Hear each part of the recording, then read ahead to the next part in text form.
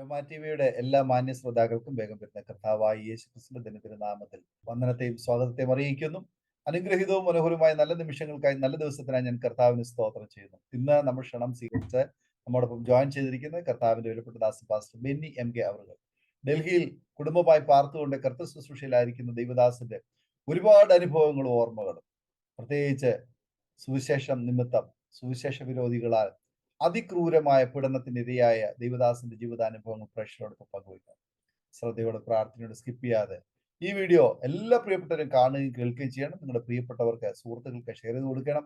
അതുപോലെ തന്നെ നിങ്ങളുടെ വലിയ അഭിപ്രായങ്ങൾ നിർദ്ദേശങ്ങൾ കമന്റ് ബോക്സിൽ രേഖപ്പെടുത്തുക. ഒരു പ്രാർത്ഥന ആവശ്യമുണ്ട് ഞങ്ങളുമായി പങ്കുവയ്ക്കാൻ നിങ്ങൾ ആഗ്രഹിക്കുന്നു, കൂടുതൽ കാര്യങ്ങൾ അറിയാൻ ആഗ്രഹിക്കുന്നുവെങ്കിൽ തീർച്ചയായിട്ടും കേൾക്കാനുള്ള വാട്സ്ആപ്പ് നമ്പറിൽ ഞങ്ങളെ അറിയിക്കൂ. അതുപോലെ തന്നെ സാക്ഷ്യം പറഞ്ഞ പ്രിയപ്പെട്ടവരോടൊപ്പം എല്ലാ തിങ്കളാഴ്ചയും രാത്രി 8 മണി മുതൽ ഓൺലൈനിൽ നടക്കുന്ന പ്രാർത്ഥനാ കൂട്ടായ്മയിൽ നിങ്ങൾക്ക് സംബന്ധിക്കാവുന്നതാണ്. കർത്താവിന്റെ വിലപ്പെട്ട ദാസൻ പാസ്റ്റർ ബെന്നി അവറുകളെ തികഞ്ഞ സ്നേഹത്തോടും ആദരവോടും കൂടി അരോമാ TV പ്രേക്ഷകരോടൊപ്പം സമയം ചെലവഴിക്കുന്നതിനായിട്ട് ക്ഷണിച്ചോളും. Thank you pastor. സർവശക്തനായ ദൈവത്തിന് സകല മാനവും മഹത്വവും പുകഴ്ചയും അർപ്പിക്കുന്നു. സാക്ഷ്യത്തിനായിട്ട് ആരോമ ടിവിയിലേക്ക് എന്നെ സ്വാഗതം ചെയ്തതായ കർത്താവിന്റെ അഭിഷിക്തൻ പാസ്റ്റർ ഡാനിയൽ ജോൺ അവരുകൾക്കായി നന്ദി നിറഞ്ഞ ഹൃദയത്തോടെ സ്നേഹത്തോടെ ഈ തരുണത്തിൽ എൻ്റെ സ്നേഹവന്ദനങ്ങൾ അറിയിക്കുകയാണ്. പ്രത്യേകിച്ചാൽ മാന്യ പ്രേക്ഷകർക്കും ഹൃദയം നിറഞ്ഞതായ നന്ദി അറിയിക്കുന്നു. ആദ്യം മുതൽ അവസാനം വരെയും ശ്രദ്ധയോടെ കേൾക്കുകയാണെങ്കിൽ നിശ്ചയമായും അത് എല്ലാവരുടെയും ജീവിതത്തിന്മേൽ വലിയൊരു അനുഗ്രഹത്തിന് കാരണമായി തീരുമെന്ന് ഞാൻ പ്രത്യാശിക്കുന്നു. ദൈവകൃപയിൽ ആശ്രയം വെച്ചുകൊണ്ട് അതിനായിട്ട് പ്രാർത്ഥിക്കുന്നു. അനേകരുടെ ജീവിതത്തിന്റെ പച്ചയായ അനുഭവങ്ങളെ ആരോമ ടിവിയിലൂടെ വിശ്വാസ സമൂഹത്തിന് എത്തിച്ചു കൊടുക്കുന്നതായ ഈ വലിയ ദൗത്യത്തിൽ പങ്കാളിയായിരിക്കുന്നതായ കർത്താവിന്റെ അഭിഷേകത്തിനെ ഓർത്ത് വീണ്ടും ദൈവത്തെ സ്തുതിക്കുന്നു. ഞാൻ അതിന് ദൈവത്തിന് മഹത്വം കയറ്റുകയാണ്. ഇപ്രകാരം ദൈവദാസന്മാരെ അല്ലെങ്കിൽ ദൈവദാസിമാരെ സമൂഹത്തിലേക്ക് അവരുടെ ജീവിത അനുഭവങ്ങളെ എത്തിച്ചു കൊടുക്കുവാനായിട്ട് ബന്ധപ്പെടുന്നത് ഓർത്ത് ദൈവത്തെ മഹത്വപ്പെടുത്തുന്നു. എൻ്റെ പേര് ബെന്നി MK. എൻ്റെ ഭാര്യ അന്നമ്മ ബെന്നി. എനിക്ക് 2 മക്കളുണ്ട്. എൻ്റെ മൂത്ത മകൾ അനുഗ്രഹാമോൾ ബെന്നി ഇപ്പോൾ MBA പഠനം പൂർത്തിയാക്കി ചെറിയൊരു ജോലിയോടുള്ള ബന്ധത്തിൽ ബാംഗ്ലൂരായിരിക്കുന്നു. ഇളയ മകൾ ആശിഷാമോൾ ബെന്നി ബാംഗ്ലൂര് BSc നഴ്സിംഗിന് 2ാമത്തെ വർഷം പഠിച്ചുകൊണ്ടിരിക്കുന്നു. ഏകദേശം 21 വർഷമായി പൂർണ്ണ സമയ സഭാ ശുശ്രൂഷയിൽ ആയിരിക്കുന്നു. ഇതാണ് എന്നെ പരിചയപ്പെടുത്തുവാൻ തക്കവണ്ണം ഞാൻ ആഗ്രഹിക്കുന്നത്. തുടർന്നുള്ളതായ സമയം ഞാൻ സാക്ഷ്യങ്ങളിലേക്ക് ശ്രദ്ധ എല്ലാവരുടെയും കേന്ദ്രീകരിക്കുകയാണ്. വളരെ ആകാംക്ഷയോടെ ശ്രദ്ധയോടെ സാക്ഷ്യം കേൾക്കുവാൻ തക്കവണ്ണം ഇടയായി തീരട്ടെ. കാരണം ചില ഭാഗത്ത് അതിശയോക്തി തോന്നിയേക്കാം. ജീവിതത്തിന്റെ പച്ചയായ അനുഭവങ്ങളിലൂടെ കടന്നു പോയപ്പോൾ ഇപ്രകാരമൊക്കെ സംഭവിക്കുമോ എന്ന് ചിന്തിച്ചു പോകാവുന്ന ചില സാഹചര്യങ്ങളുണ്ട്. അത് മുൻനിർത്തിക്കൊണ്ട് ഞാൻ ഇപ്രകാരം പറയുന്നു. എന്നെ അറിയുന്ന ധാരാളം പേര് ഈ പട്ടണത്തിലും അതുപോലെ തന്നെ വിവിധ ഇടങ്ങളിലും വിവിധ മീഡിയകളിലൂടെയൊക്കെയും എൻ്റെ സാക്ഷ്യങ്ങൾ കിടക്കുന്നുണ്ട്. അപ്പോൾ ഇത് വളരെ സത്യമായിട്ടുള്ള കാര്യങ്ങൾ മാത്രം പ്രസ്താവിക്കുവാനായിട്ടാണ് ആഗ്രഹിക്കുന്നത്. പ്രാർത്ഥനയോടെ നിങ്ങളുടെ ശ്രദ്ധയെ കേന്ദ്രീകരിക്കുന്നു. എൻ്റെ ജനനവും ബാല്യകാലവും എൻ്റെ ഓർമ്മയിൽ നിന്ന് ഞാൻ നിങ്ങളോട് അറിയിക്കട്ടെ. എറണാകുളം ജില്ലയിൽ പെരുമ്പാവൂരിനടുത്ത് കീഴിലം എന്ന ഗ്രാമത്തിലാണ് ഒരു ക്രിസ്തീയ ഭവനത്തിൽ മാതാപിതാക്കളാൽ ജനിച്ച് വളർത്തപ്പെടുവാനിടയായി തീർന്നു. ആത്മീയമായ കാര്യങ്ങളിൽ വലിയ മുൻപന്തിയിൽ അല്ലായിരുന്നെങ്കിലും എല്ലാ ദിവസവും കുടുംബ പ്രാർത്ഥന വൈകിട്ട് ഞങ്ങളുടെ ഭവനത്തിൽ ഉണ്ടായിരുന്നു. ഞങ്ങളുടെ മാതാപിതാക്കൾക്ക് 5 മക്കളാണ്. എന്നിൽ മൂത്തത് 2 സഹോദരിമാരും 2 സഹോദരന്മാരുമുണ്ട്. ഞാൻ 5ാമത്തതും എൻ്റെ ഭവനത്തിൽ ഏറ്റവും ഇളയ മകനുമാണ്. കുടുംബത്തെക്കുറിച്ച് എടുത്തു പറയുമ്പോൾ കൃഷിയും മറ്റുള്ള കാര്യങ്ങളും അല്പം പ്രാരാബ്ദങ്ങളും കൂടുതലുള്ളതായ ഒരു ഭവനം ആയിരുന്നു. അതിന്റെ കാരണം ഇതാണ്. എൻ്റെ പിതാവ് ചെവിയുടെ ഏകദേശം ഈ ഭാഗത്തായിട്ട് ചെറിയൊരു മണി പോലെ ഒരു മാംസം വളർന്നിട്ടുണ്ടായിരുന്നു. അത് തൻ്റെ കുടുംബജീവിതം ആരംഭിച്ച കാലഘട്ടത്തിന് ശേഷം അതും ആരുടെയൊക്കെയോ സമ്മർദ്ദത്താലോ അല്ലെങ്കിൽ എന്തെങ്കിലും അപകർഷതാബോധത്താലോ അത് മുറിച്ചു മാറ്റുവാൻ തക്ക ഇടയായി തീർന്നു. ആ സമയം മുതൽ അത് തലയിലേക്കുള്ളതായ ഏതോ ഒരു ഞരമ്പുമായിട്ടുള്ള ബന്ധത്തിലുള്ളതായതുകൊണ്ട് ആള് വളരെ സൈലന്റ് ആയി തീരുവാൻ ഇടയായി. ആ സൈലന്റ് കുടുംബത്തിലെ ഉത്തരവാദിത്തങ്ങൾ മുഴുവനും മാതാവിന്റെ ചുമലിലേക്ക് മാറ്റപ്പെടുവാനിടയായി തീർന്നു. എന്ന് പറഞ്ഞാൽ പിതാവ് എന്തെങ്കിലും കാര്യത്തിന് വെളിയിൽ പോകും, തിരിച്ച് ഭവനത്തിൽ വരും എന്നതൊഴികെ എല്ലാ ഉത്തരവാദിത്തങ്ങളും ഈ 5 മക്കളെ വളർത്തുക, അവരുടെ ജീവിത സന്ധാരണത്തിന് വേണ്ടുന്നതായ കാര്യങ്ങളെ കണ്ടെത്തുക, ജോലി ചെയ്യുക, ഇങ്ങനെയുള്ളതായ കാര്യങ്ങളെല്ലാം മാതാവിന്റെ ചുമലിലായി. ഇങ്ങനെ എൻ്റെ മാതാവ് 5 മക്കളെയും വളർത്തിയെടുക്കുവാനായിട്ട് വളരെ ഭാരപ്പെട്ടു. അപ്പോൾ തന്നെ മറ്റുള്ള ജോലികളും കാര്യങ്ങളെല്ലാം മക്കൾക്ക് എന്ത് ചെയ്യാൻ പ്രായമായോ ആ നിലയിലുള്ള ആ ജോലി അവരെ ഫലമേൽപ്പിക്കുകയും അവരെ ക്ഷയിപ്പിക്കുകയും ചെയ്യുന്ന ഒരു സ്വഭാവം ഉണ്ടായിരുന്നു. അപ്പൊ ഇങ്ങനെ വളർത്തപ്പെട്ടു. ആ വളരുന്ന കാലഘട്ടത്തില് ഞാനും എൻ്റെ സ്കൂൾ വിദ്യാഭ്യാസത്തിനോടനുബന്ധിച്ച് എൻ്റെ ബാല്യകാലം എന്ന് പറഞ്ഞാല്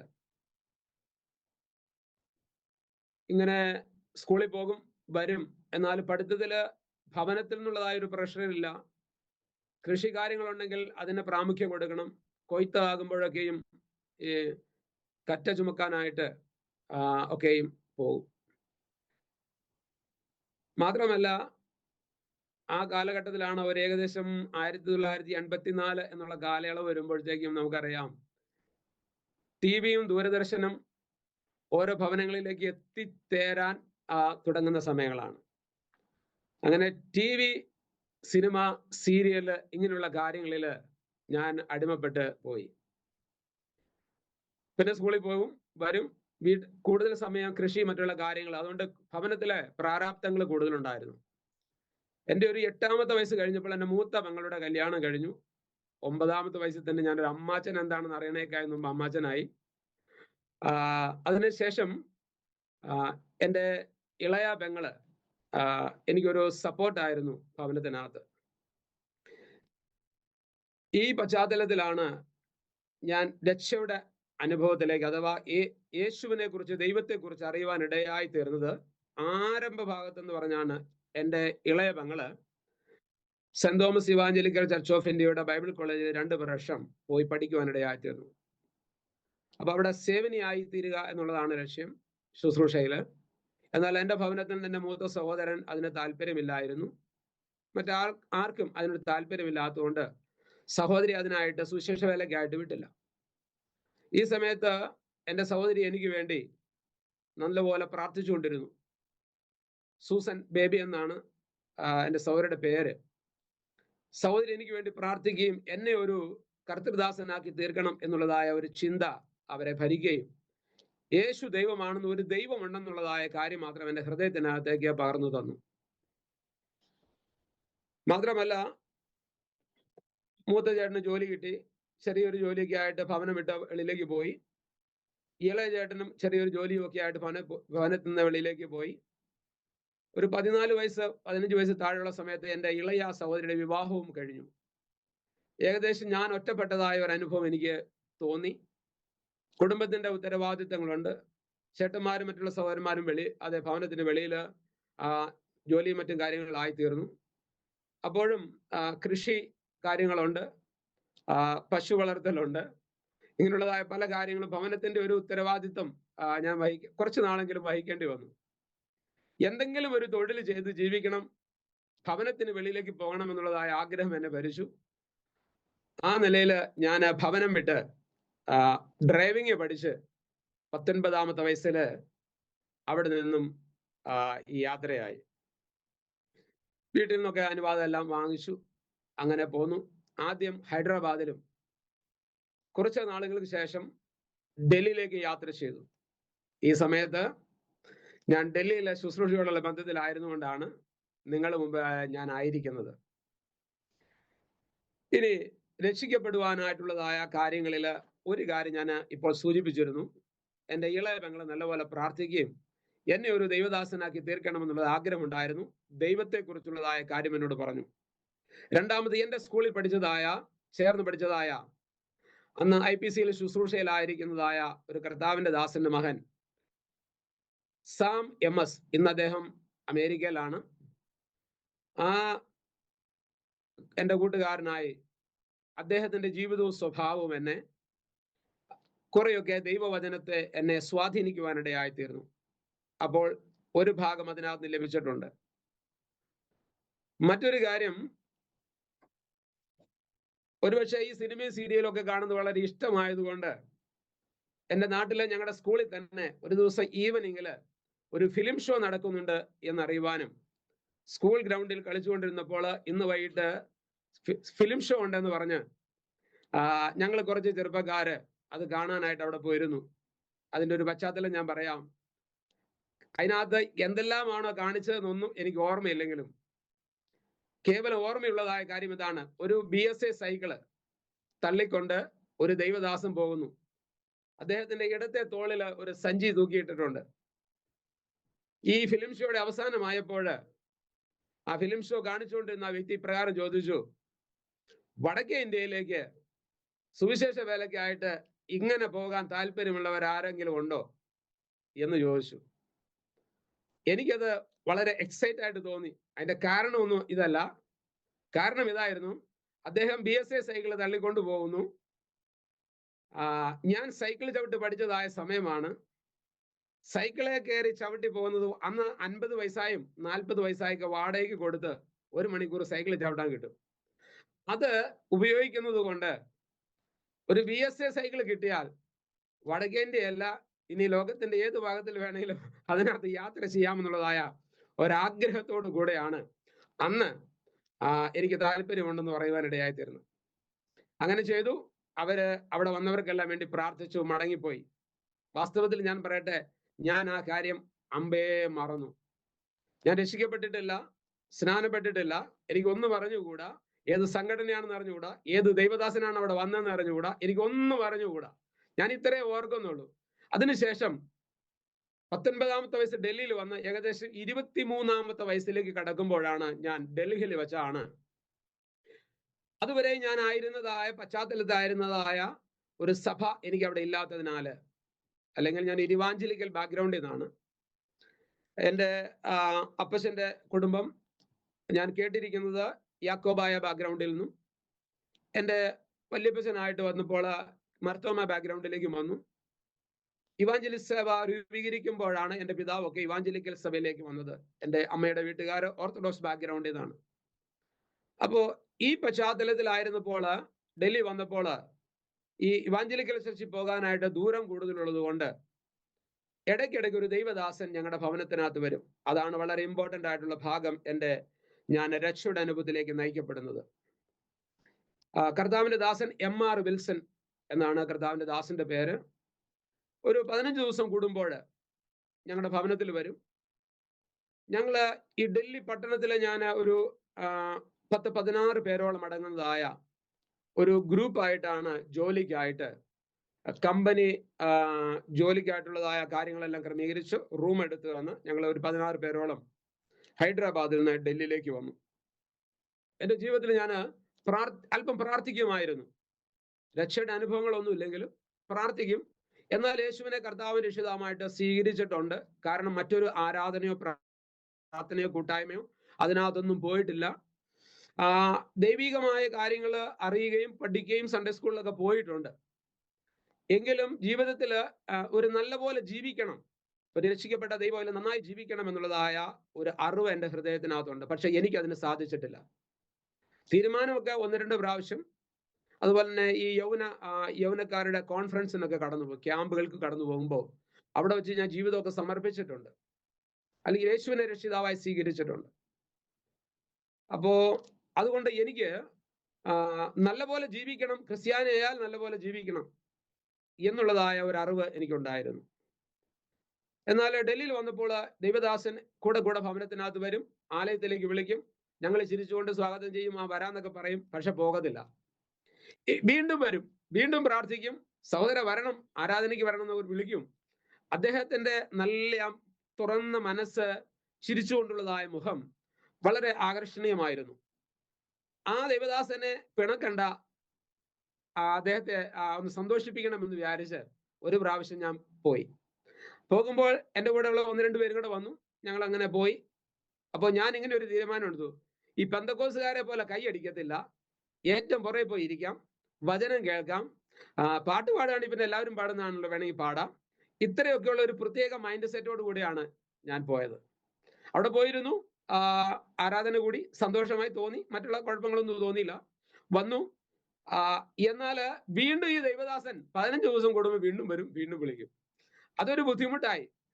താല്പര്യമില്ല, എന്നാൽ പിണക്കാനും പറ്റത്തില്ല. അപ്പോ എന്നാൽ ചായയും മറ്റുള്ള കാര്യങ്ങളൊക്കെ ദൈവദാസന് കൊടുക്കാൻ താല്പര്യമുണ്ട്. അന്ന് ബാച്ചിലേഴ്സ് ആയിട്ടാണ് എല്ലാവരും താമസിക്കുന്നത്.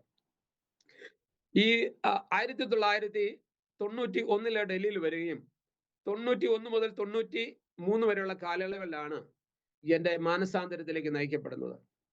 ഒരു ദിവസം ചർച്ച ചെന്നു, നല്ലപോലെ വചനം കേട്ടു, നല്ലപോലെ ജീവിക്കണം എന്ന് ദൈവാത്മാവിന്റെ ഹൃദയത്തിനകത്ത് ഒരു പ്രേരണ നൽകിക്കൊണ്ടിരുന്നു. അങ്ങനെ ഇരിക്കുമ്പോൾ ആ ദൈവസഭയ്ക്കകത്ത് ഒരു സഹോദരന്, ഒരു ഹൈന്ദവ വിശ്വാസത്തിന് അടുത്തേക്ക് വന്നതായ ഒരു സഹോദരന് ദുഷ്ടാത്മാവിന്റെ ഒരു പ്രയാസം ഉണ്ടായി. നമ്മൾ പറയല ഭൂതബാധ എന്നൊക്കെ പറയും. അദ്ദേഹത്തിന് വേണ്ടി ദൈവസഭ ഒരുമിച്ച് പ്രാർത്ഥിച്ചുകൊണ്ടിരുന്നപ്പോൾ 1 ദിവസമായി 2 ദിവസമായി സൗഖ്യമായില്ല. ഒരു 7 ദിവസത്തെ ഉപവാസ പ്രാർത്ഥന വെച്ചു.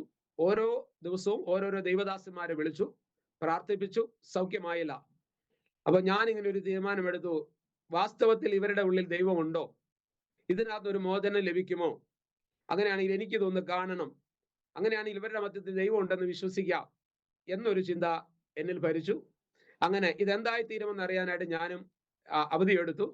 ഈ 7 ദിവസം ഉപവാസ പ്രാർത്ഥന എടുത്തു. പല ദൈവദാസന്മാരും വന്ന് പ്രാർത്ഥിച്ചു, സൗഖ്യമായില്ല. എന്നാൽ അവസാന ദിവസം ഡൽഹി തന്നെ ദീർഘനാൾ കൊണ്ട് ശുശ്രൂഷിക്കുന്ന ഒരു ദൈവദാസൻ വന്നു. ഒരു ദിവസം ശനിയാഴ്ചയാണ്, ഞായറാഴ്ച ആരാധനയുണ്ട്. 6ാമത്തെ ദിവസം ഞാനും ഇതെന്തായി തീരുമെന്ന് അറിയാനായിട്ട് അവധിയെടുത്ത് ഇവരോട് കൂടെ പ്രാർത്ഥനയിലും ഒക്കെ പങ്കാളിയായി തീർന്നു. അതൊരു വലിയ ഒരു പ്രതികൂലം നേരിട്ടതായ ഒരു വിഷയമായിരുന്നു. ദൈവസഭയ്ക്ക് കൈകാര്യം ചെയ്യാനായിട്ട് അത്രമാത്രം ഒരു ശക്തമായ ഒരു പോരാട്ടം നേരിടേണ്ടതായിട്ട് വന്നു ദൈവസഭയ്ക്ക്. എന്നിരുന്നാൽ തന്നെ 6ാമത്തെ ദിവസം ആത്മാവിൽ ഇവർ ആരാധിച്ചു കൊണ്ടിരിക്കുമ്പോൾ ഒരു ദൈവദാസൻ ഗസ്റ്റായിട്ട് വന്നു. ആ ദൈവദാസൻ പ്രാർത്ഥിച്ചുകൊണ്ടിരിക്കുന്നു, എല്ലാവരും പ്രാർത്ഥിക്കുന്നു, ഇത് വിട്ടുപോകാതെ ഇത് ഇങ്ങനെ ഒരു സർപ്പത്തെ പോലെ ആടുന്നു, നിലത്ത് തല തല്ലി വീഴുന്നു, അതിനുശേഷം ഇഴഞ്ഞ് ഇങ്ങനെ മേശയുടെ അടിയിലേക്കും വാതിലിന്റെ അടിയിലേക്കും ഒക്കെ പോകുന്നു. ഇതിനെ നിയന്ത്രിക്കാൻ വലിയ ബുദ്ധിമുട്ടാണ് ആ സമയത്ത്. എല്ലാവരും ആത്മാവിൽ പ്രാർത്ഥിച്ചപ്പോൾ ആരും പറയാതെ തന്നെ എല്ലാവരും കരം കോർത്ത് പിടിച്ച് പ്രാർത്ഥിച്ചു. അപ്പോൾ എന്റെയും കരത്തിൽ എല്ലാവരും കോർത്ത് പിടിച്ച് പ്രാർത്ഥിക്കുന്നതായ സമയത്ത് നടുക്ക് ഒരു ദൈവദാസൻ, ഗസ്റ്റായിട്ട് വന്ന ദൈവദാസൻ പ്രവേശിച്ചിട്ട് പറഞ്ഞു, കാൽവരി ക്രൂശിൽ സാത്താന്റെ തല തകർത്തതായ ദുഷ്ടപിശാചിന്റെ തലയെ യേശു ക്രിസ്തുവിന്റെ നാമത്തിൽ തകർക്കുന്നു എന്ന് പറഞ്ഞ് പ്രാർത്ഥിക്കുകയും ആടിക്കൊണ്ടിരുന്നതായ ആ പൈശാചിക ശക്തി തല തല്ലി തറയിലേക്ക് വീഴുകയും അതിന്റെ കാല് കിടന്ന് പിടയ്ക്കുവാൻ ഇടയായിത്തീർന്നപ്പോൾ ദൈവദാസൻ പറഞ്ഞു, ശക്തപാമ്പിന്റെ വാലൽപ്പം നേരം ആടാൻ സാധ്യതയുണ്ട്, അനങ്ങാൻ സാധ്യതയുണ്ട്, അതെന്നേക്കുമായിട്ട് സമാപ്തിയായി, അല്ലെങ്കിൽ തീർന്നു, ഇനി അതിന്റെ പ്രശ്നം ഉണ്ടാകത്തില്ല എന്ന് പറഞ്ഞു.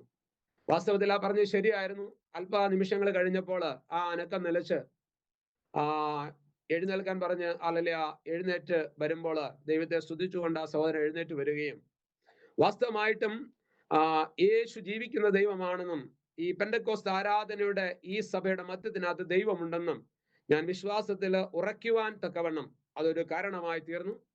അങ്ങനെ യേശു ക്രിസ്തുവിനെ വാസ്തവത്തിൽ കർത്താവിന്റെ രക്ഷിതാവുമായി നേരത്തെ അംഗീകരിച്ചിട്ടുണ്ടെങ്കിലും യാഥാർത്ഥ്യമായി ഒരു ദൈവിക ബോധ്യതയോടെ ദൈവസന്നിധിയിൽ സമർപ്പിക്കുവാനും രക്ഷയുടെ അനുഭവത്തിലേക്ക് 1993 വരുവാനും ഇടയായി തീർന്നു. തുടർന്ന് 2 വർഷത്തോളം ഞാൻ പരിശുദ്ധാത്മാവിന്റെ നിറവിന് വേണ്ടി ശക്തമായിട്ട് പ്രാർത്ഥിച്ചു. എൻ്റെ ജീവിതത്തിലെ ഓരോരോ ബലഹീനതകളെയും പോരായ്മകളെയും ഞാൻ ഏറ്റുപറഞ്ഞ് പ്രാർത്ഥിക്കുവാനിടയായി തീർന്നു. ആ സമയത്ത് ഇനി ഒരു സ്നാനം ആവശ്യമാണോ എന്നൊരു ചിന്ത എന്നെ ഭരിച്ചു. സ്നാനത്തെക്കുറിച്ച് അനവധിയായ തർക്കവും കാര്യങ്ങളും ദൈവദാസന്മാരോട് ചെയ്തു. കാരണം ഇതായിരുന്നു: ഞാൻ 9 വയസ്സ് പ്രായമുള്ളപ്പോൾ യേശുവിനെ രക്ഷിതാവായി സ്വീകരിച്ച് നാമധേയ ക്രൈസ്തവ രീതി അനുസരിച്ച് ഞാൻ സ്നാനപ്പെട്ട വ്യക്തിയായിരുന്നു. അപ്പോൾ ഇനി ഒരു സ്നാനം ആവശ്യമാണോ എന്നൊരു ചിന്ത. കാരണം സ്നാനം ഒന്ന്, വിശ്വാസം ഒന്ന് എന്ന് തിരുവചനത്തിൽ എഴുതിയിരിക്കുന്നത് കൊണ്ട് അതെന്നെ സ്വാധീനിച്ചിരുന്നു. ദൈവദാസന്മാരോട് ഒരുപാട് തർക്കിക്കുകയും കാര്യങ്ങൾ ചെയ്തിട്ട് അവർക്ക് കൃത്യമായിട്ട് എന്നെ അത് ഉപദേശിച്ച് മനസ്സിലാക്കാൻ കഴിയാതെ വന്നു. എന്നാൽ ഞാൻ അത് ശക്തിയായിട്ട് പഠിച്ചു. അവസാനം ഈ ദേവദാസൻ എല്ലാ സംസാരവും നിർത്തിയിട്ട് ഇങ്ങനെ പാട്ടുപാടി: ഏത് ഗുണം ഏത് ദോഷം എന്നറിയുവാൻ ഇല്ല ഞാനും എന്നിൽ നാഥ, നിൻ തിരുനാമ നിമിത്തം നീതിമാർഗത്തിൽ തിരിക്കണം എന്നുള്ളതായ പാട്ടുപാടി പ്രാർത്ഥിച്ച് ദൈവസഭയിൽ നിന്ന് കടന്നു വന്ന മൂപ്പനും ദൈവദാസനും ഒക്കെ മടങ്ങിപ്പോയി. അവർക്കൊരു കൃത്യമായി എന്നെ പറഞ്ഞ് ബോധ്യപ്പെടുത്താനും കഴിഞ്ഞില്ല. എനിക്ക് ഒരു സാറ്റിസ്ഫൈഡ് ആയിട്ടുള്ളതായ ഒരു ചിന്ത എൻ്റെ ഹൃദയത്തിൽ ഉണ്ടായതുമില്ല. അന്ന് രാത്രി ഞാൻ ഇങ്ങനെ ഉറങ്ങാൻ കിടക്കുന്ന സമയത്ത് ഞാൻ ശക്തമായി പ്രാർത്ഥിച്ച ശേഷം കിടക്കാൻ നേരത്ത് ദൈവാത്മാവ് എന്നോട് ചോദിച്ചു, ഞാൻ സ്നാനപ്പെട്ടതാണോ എന്ന് ചോദിച്ചു. അതായത് കർത്താവ് തന്നെ ഹൃദയത്തിനകത്ത് ചോദിക്കുകയാണ്, ഞാൻ സ്നാനപ്പെട്ടതാണോ? ഞാൻ പറഞ്ഞു അതെ. കർത്താവിനോട് ചോദിച്ചു, ഞാൻ എങ്ങനെയാണ് സ്നാനപ്പെട്ടത്? ഞാൻ പറഞ്ഞു, യോഹന്നാന്റെ കൈകീഴെ മുങ്ങിയാണ് സ്നാനപ്പെട്ടത് യോർദാനില്.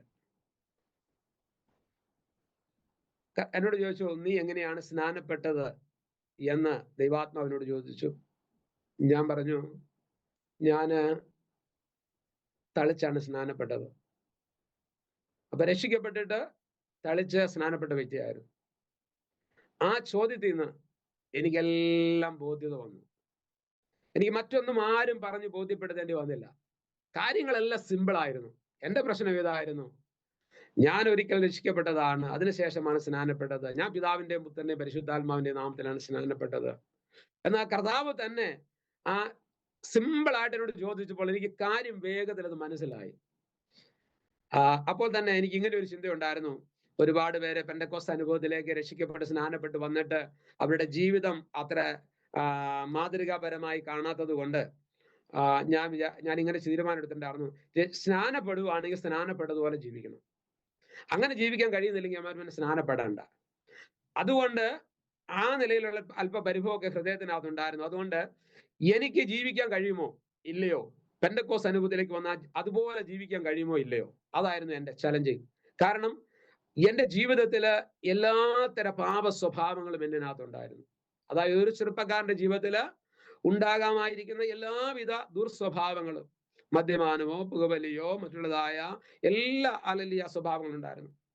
അതിനകത്ത് ഇല്ലാത്തത് എന്ന് പറയാനായിട്ട് സ്ത്രീകളുടെ പിന്നാലെ മാത്രം പോകേണ്ടി വന്നിട്ടില്ല, അല്ലെങ്കിൽ ആ നിലയിൽ ഒരു ചൂടുവെപ്പ് നടത്തിയിട്ടില്ല. ബാക്കി എല്ലാ തരത്തിലുള്ളതായ ദുശീലങ്ങളും ഒരു തരത്തില് അല്ലെങ്കിൽ മറ്റൊരു തരത്തില് ജീവിതത്തിലുണ്ടായിരുന്നു. അപ്പോൾ തന്നെ ഞാൻ പറഞ്ഞല്ലോ, ഒരു 10-16 പേരോളം കൂടിയാണ് ഞങ്ങൾ ഡൽഹിയിലേക്ക് വന്നത്. ഹൈദരാബാദിൽ വെച്ച് തന്നെ ഒരു കൂട്ടുകെട്ട് ലാത്ത ചെന്നപ്പെട്ടു, അല്ലെങ്കിൽ അവരുമായിട്ടുള്ള ബന്ധത്തിൽ അങ്ങനെ ആയിപ്പോയി.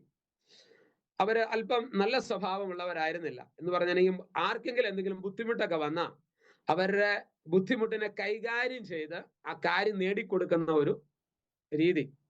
അപ്പൊ തന്നെ മനസ്സിലാക്കാലോ, ആരെങ്കിലും ഒക്കെ അല്ലെങ്കിൽ ബാറുകളിലൊക്കെ പോയിട്ട് മദ്യപിച്ചതിന് ശേഷം 1 മാസത്തെ പൈസയൊക്കെ കൊടുക്കാനുണ്ടെങ്കിൽ അങ്ങനെയുള്ളവരുടെ കയ്യിൽ നിന്ന് വരെ ഒക്കെ അത് കളക്ട് ചെയ്ത് അവർക്ക് കൊടുക്കുക.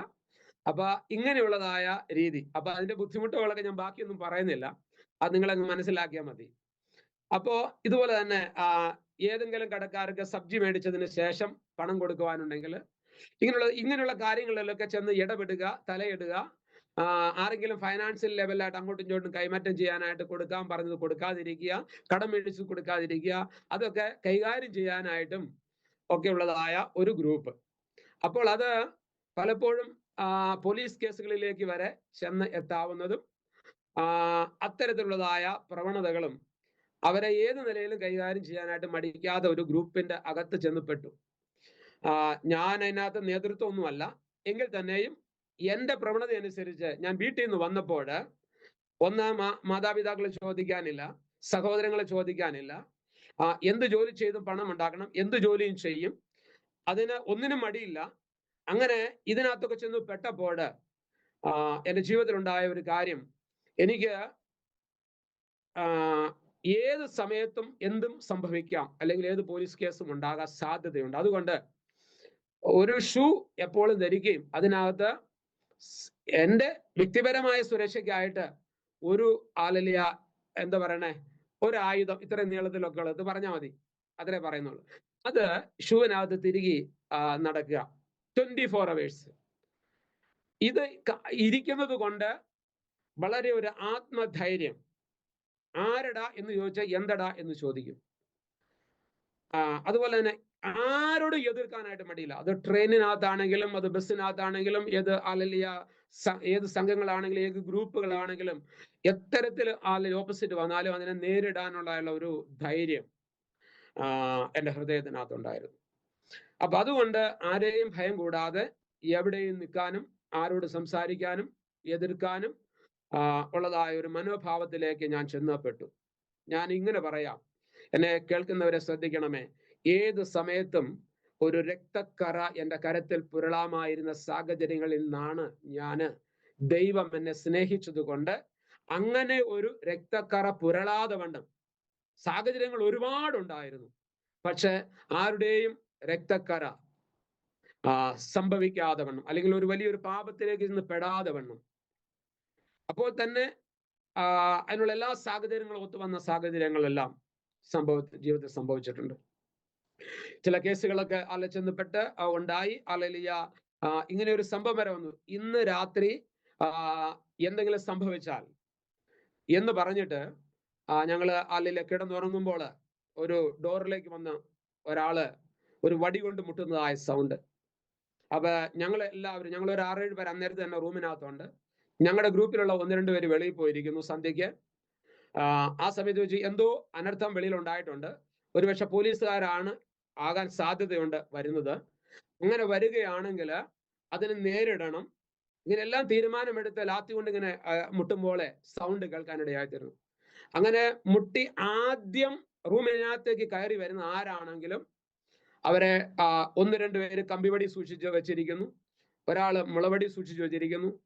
അന്നേരത്ത് താൽക്കാലികമായിട്ട് എൻ്റെ കാലിനകത്ത് ആയുധം ഇരിപ്പുണ്ട്, ചെറുതായിട്ടുള്ള ആയുധമുണ്ട്. കൂടാതെ എനിക്ക് റൂമിനകത്ത് തന്നെ ഒരു റൊട്ടി ഉണ്ടാക്കുന്ന തവ എൻ്റെ കരുത്തിൽ കിട്ടി. ആദ്യം ഇത് തുറന്ന് വാലിന്റെ കുറ്റി എടുക്കുക, അകത്തേക്ക് കയറുന്ന ആരെയും അടിച്ചു വീഴ്ത്തുക. ഇങ്ങനെയുള്ള തീരുമാനത്തിനകത്ത് ഓർഡർ കൊടുത്ത് നിൽക്കുന്ന സമയത്ത് ആദ്യം ഒരു വടി ഇങ്ങനെ വന്ന് ആളകത്ത് കയറിയില്ല. അത് കയറി വടി ഇങ്ങനെ ഡോർ തുറന്നപ്പോ വന്നു. ഉടനെ ചോദിച്ചു, അന്ന് ഞങ്ങളുടെ റൂമിലുള്ളതായ 1-2 പേരെ പേര് വെച്ചിട്ടു, ഇന്ന ആൾക്കാരൊക്കെയാണ് ഇവിടെ താമസിക്കുന്നത്. ഇന്നയാൾ ഇവിടെ ഉണ്ടെന്ന് വെച്ചാൽ അപ്പൊ വെളിയിൽ പോയ ഒരാളുടെ പേര് ചോദിച്ചിട്ട് അയാൾ ഇവിടെയാണോ താമസിക്കുന്നതെന്ന് ചോദിച്ചു. പറഞ്ഞു അതെ. അദ്ദേഹം റോഡിന്റെ സൈഡിൽ വീണ് കാലിനെന്തോ പറ്റിയിട്ട് അവിടെ കിടക്കുന്നുണ്ട് എന്ന് പറഞ്ഞു. അപ്പോളെ വിഷയം എനിക്ക് മനസ്സിലായി. ഞാൻ പറഞ്ഞു അവൻ ചിലപ്പോൾ വെള്ളം അടിച്ചിട്ട് കിടക്കുന്നതായിരിക്കും എന്ന് പറഞ്ഞു. എന്നിരുന്നാൽ തന്നെയും അതൊരു കേസിന്റെ പിന്നാലെ പോയതിനു ശേഷം മടങ്ങി വരുന്ന സമയമായിരുന്നു. പിന്നെ 2 പേര് കൂടി പോയി എടുത്തോണ്ട് വന്നപ്പോൾ ഈ തൊടയുടെ എല്ല് 40 mm, അതെ മെയിൻ തൊടയെല്ല് ഒടിഞ്ഞ് 40 mm ഇങ്ങനെ അങ്ങോട്ടും ഇങ്ങോട്ടും തെറ്റി കയറിയിരിക്കുകയാണ്. പിന്നെ എടുത്ത് തോളയിലിട്ട് കൊണ്ടുവന്ന് ഹോസ്പിറ്റലിൽ കൊണ്ടുപോയി. ഏകദേശം 3 മാസം, ഏകദേശം 4 റാഡ് ഇട്ട് ഓപ്പറേഷൻ ഒക്കെ ചെയ്ത് എന്തായാലും അദ്ദേഹത്തെ ചെങ്ങന്നൂര് പുലിയൂർ എന്ന് പറഞ്ഞ സ്ഥലത്തേക്ക് ഉള്ള ഒരു സഹോദരനായിരുന്നു, അദ്ദേഹത്തെ അങ്ങോട്ട് അയച്ചു. അപ്പൊ ഇങ്ങനെ ആ ഗ്രൂപ്പിന്റെ പ്രധാനപ്പെട്ട ഒരാളുടെ ജീവിതത്തിൽ അങ്ങനെ സംഭവിച്ചു കഴിഞ്ഞോടുകൂടെ പോയി പിന്നെ പതിയെ ഇതിനകത്ത് പുറത്തു വരണം എന്നുള്ളതായ ഒരു ചിന്ത. ഞാൻ ആരാധനയ്ക്ക് കടന്നു പോകുന്നു, ഞാൻ വിശ്വാസത്തിലേക്ക് അടുത്തു വരുന്നു. ഇങ്ങനെയുള്ളതായ ഒരു പ്രത്യേക സന്ദർഭം എനിക്ക് മനസ്സിലായി, ഇതെല്ലാം വിട്ട് കളയണം. അങ്ങനെ ഞാൻ പറയട്ടെ, 16-ലധികം പേരുള്ളതായ ആ കൂട്ടുകെട്ട് ഞാൻ ഉപേക്ഷിച്ചു. ഞാൻ ദൈവസഭയിലേക്ക് കടന്നുപോയി. ദൈവം എന്നെ രക്ഷയുടെ അനുഭവത്തിലേക്ക് നയിച്ചു. എൻ്റെ ജീവിതത്തിൽ ഇങ്ങനെയുള്ളതായ സ്വഭാവം കർത്താവേ നീ എനിക്ക് മാറ്റി തരണം എന്ന് പറഞ്ഞ് ഞാൻ ദീർഘനാളുകൾ പ്രാർത്ഥിച്ചു. 2 വർഷം പ്രാർത്ഥിച്ച് എൻ്റെ ജീവിതത്തിലുള്ളതായ മദ്യപാനം, പുകവലി, ഇങ്ങനെയുള്ള കൂട്ടുകെട്ട്, സകല ദുർസ്വഭാവങ്ങളിൽ നിന്നും ഈ 2 വർഷം കൊണ്ട് വെളിയിൽ വരാനായിട്ട് ഈ ഉപവാസ പ്രാർത്ഥനകൾ എന്നെ സഹായിച്ചു. അങ്ങനെ 1995 ജൂൺ മാസം ഏകദേശം 11-ാം തീയതി പൂർണ്ണമായിട്ടും പിതാവിന്റെയും പുത്രന്റെയും പരിശുദ്ധാത്മാവിന്റെയും നാമത്തിൽ ജലത്തില് സാക്ഷീകരിപ്പാൻ തക്കവണ്ണം ഇടയായി തീർന്നു. ഇതാണ് വിശ്വാസത്തിലേക്ക് അടുത്തു വരുവാൻ. അതിനുശേഷം 2 വർഷം ശക്തമായിട്ട് പ്രാർത്ഥിച്ചതിന് ശേഷമാണ് 97 പരിശുദ്ധാത്മാവിന്റെ നിറവ് അന്യഭാഷ അനുഭവത്തിൽ എനിക്ക് പ്രാപിപ്പാൻ തക്കവണ്ണം കഴിഞ്ഞു. അതൊരു 21 ദിവസം ഉപവാസ പ്രാർത്ഥനയിലായിരുന്നു. ആ ഉപവാസ പ്രാർത്ഥന ആരംഭം മുതൽ പരിശുദ്ധാത്മാവിനെ ശക്തി പ്രാപിക്കുവാനായിട്ട് ദേവദാസൻ പറയുകയും വളരെ ആഗ്രഹിച്ച് പ്രാർത്ഥിക്കുകയും വീണ്ടും ഞാൻ എൻ്റെ ജീവിതത്തിൽ ഞാൻ പുനഃപരിശോധന ചെയ്ത് ഓരോ കാര്യങ്ങളെ വിട്ടുകളഞ്ഞ് ഞാൻ അത് എൻ്റെ ഏറ്റവും ചെറുപ്പം മുതൽ എൻ്റെ ഓർമ്മയുള്ള നാൾ മുതൽ ചെയ്തതായ സകല കാര്യങ്ങൾ ഞാൻ വീണ്ടും ഏറ്റുപറഞ്ഞ് 17ാമത്തെ ദിവസം ഞാൻ അതേ റോഡിന്റെ സൈഡിലൂടെ ചില ദിവസങ്ങൾ കൊണ്ട് തന്നെ എനിക്കിത് പ്രാപിക്കണം, എന്നാൽ പ്രാപിക്കാൻ കഴിയുന്നില്ല. ഞാൻ അല്ലെങ്കിൽ എന്നെ തന്നെ ഒരുക്കി ആ 17ാമത്തെ ദിവസം ഞാൻ രാവിലെ സമയം എഴുന്നേറ്റതായ സമയം മുതൽ എനിക്ക് പ്രാപിക്കണം എന്നുള്ളതായ ഒരു ചിന്ത എന്നെ ഭരിച്ചു. ഞാൻ കമ്പനിയിലേക്ക് പോയി. കമ്പനിയിൽ ചെന്നതായ സമയം മുതൽ ഞാൻ ഇങ്ങനെ കരയാനായിട്ട് തുടങ്ങി. എന്തുകൊണ്ട് ഞാൻ കരയുന്നു എന്ന് ചോദിച്ചാൽ എനിക്ക് മറുപടിയില്ല. പക്ഷെ ഞാൻ കരയുകയാണ്. ഞാൻ എൻ്റെ മെഷീനുകൾ ഓപ്പറേറ്റ് ചെയ്തു. ആ സമയത്ത് ഞാൻ ത്രെഡ് റോളിംഗ് മാച്ചിനിങ് ഓപ്പറേഷൻ ചെയ്യുന്നതാണ്. 3 മെഷീനുകൾ ഞാൻ ഓപ്പറേറ്റ് ചെയ്യും. അതിനകത്ത് ആ മെഷീൻ ചലിക്കാൻ തുടങ്ങി കഴിഞ്ഞിട്ടുണ്ടെങ്കിൽ പിന്നെ മറ്റു ജോലികളൊന്നുമില്ല. വളരെ ടെക്നോളജി ഉള്ളതായ ഒരു ജോലിയാണ് ഞാൻ ആ സമയത്ത് ചെയ്തുകൊണ്ടിരുന്നത്. ഞാൻ ഷീറ്റ് മെറ്റൽ ഫാബ്രിക്കേഷനിൽ ഒരു ഹെൽപ്പറായിട്ട് ആരംഭിച്ച് അതിന്റെ ഫിറ്ററായിട്ട് മാറി. അതിനുശേഷം ഒരു 7 വർഷം മറ്റൊരു കമ്പനിയിൽ നല്ലൊരു ജോലി എനിക്ക് ലഭിച്ചു. പെർമനന്റ് ആയിട്ടുള്ള ജോലി ലഭിച്ചു. ആ ജോലി ലഭിക്കാൻ ഞാൻ ഇങ്ങനെ പ്രാർത്ഥിച്ചു, കർത്താവേ നീ എനിക്കൊരു 5 വർഷം പെർമനന്റ് ആയിട്ട് ജോലി തരണം. അങ്ങനെ പെർമനന്റ് ആയിട്ട് ജോലി ലഭിച്ചു. മാത്രമല്ല ഞാൻ പറഞ്ഞു, കർത്താവേ ഒരു നേവി ബ്ലൂ പാന്റും സ്കൈ ബ്ലൂ ഷർട്ടും ഇട്ട് ഉള്ളതായ ഒരു ജോലി ആയിരിക്കണം എനിക്ക് ലഭിക്കേണ്ടത്. അങ്ങനെ ഒരു കമ്പനിയിൽ എനിക്ക് ജോലി തന്നു. പിന്നെ ഇതെല്ലാം ഞാൻ കർത്താവിന്റെ വേലയോടുള്ള ബന്ധത്തിൽ വേർതിരിയപ്പെടുമ്പോൾ ഞാൻ ദൈവത്തോട് ചെയ്ത ഒരു കമ്മിറ്റ്മെന്റ് ആയിരുന്നു. അതെല്ലാം ദൈവം തന്നെ, അത് പിന്നാലെ ഞാൻ പറയാം. ഇങ്ങനെ ഉള്ളതായ സമയത്ത് ഞാൻ ഇങ്ങനെ ഈ കമ്പനിയിലേക്ക് കരഞ്ഞുകൊണ്ട് പോവുകയാണ്. കരഞ്ഞുകൊണ്ട് പോയി അവിടെ ചെന്ന് ജോലി ചെയ്തു. ഇങ്ങനെ മെഷീന്റെ മുമ്പിലൂടെ കരഞ്ഞുകൊണ്ട് നടക്കുമ്പോൾ ആൾക്കാർ ചോദിക്കുന്നുണ്ട് എന്താണ് സംഭവിച്ചത്, എന്തുകൊണ്ടാണ് കരയണത്? ഞാൻ പറഞ്ഞു ഒന്നുമില്ല, ഞാനിങ്ങനെ എന്റെ ജോലി ചെയ്ത് ഞാൻ ഇങ്ങനെ കരഞ്ഞുകൊണ്ടിരുന്നു. എന്നാൽ ഞാൻ നേരത്തെ ജോലി നിർത്തി. അത് ഒരു അരമണിക്കൂർ മുമ്പ് ജോലി നിർത്തി ഞാൻ മടങ്ങി പോന്നപ്പോൾ ഒരു 3 കിലോമീറ്റർ നടന്നു വരണം. ഈ 3 കിലോമീറ്റർ നടന്നു വരുമ്പോൾ ഞാൻ ഇങ്ങനെ മെയിൻ റോഡിലൂടെ ഇൻഡസ്ട്രിയൽ ഏരിയയുടെ മധ്യത്തിലൂടെ ഞാൻ നടന്നു വരുമ്പോൾ ആയിരക്കണക്കിന് ആളുകൾ നടന്നുകൊണ്ട് അതിന്റെ മധ്യത്തിലൂടെ ഒരു ചെറുപ്പക്കാരൻ കരഞ്ഞുകൊണ്ട് ഇങ്ങനെ വീട്ടിലേക്ക് പോകുന്നു. ആളുകളെല്ലാം നോക്കുന്നത് ഞാൻ എന്തിനാണ് കരയണമെന്ന് മനസ്സിലാകുന്നില്ല. ഞാൻ എൻ്റെ സൗണ്ട് എനിക്ക് ക്രമീകരിക്കാൻ കഴിയാതെ വന്നു. ഞാൻ അവസാനം ചർച്ചിന്റെ ഹോളിന്റെ ഫ്രണ്ടിൽ വന്നു. ഞാൻ ചർച്ചിൽ എൻ്റെ ടിഫിൻ പാത്രം ഞാൻ അവിടെ വെച്ച് ചർച്ചിൽ കയറിയിരുന്ന് അവിടെ ഇരുന്ന് പ്രാർത്ഥിക്കാൻ തുടങ്ങി. ദേവദാസൻ അവിടെ ഇരിപ്പുണ്ട്. ഒരു അല്ലെങ്കിൽ 15-20 മിനിറ്റ് കഴിഞ്ഞപ്പോഴത്തേക്കും ആൾക്കാർ വന്നു.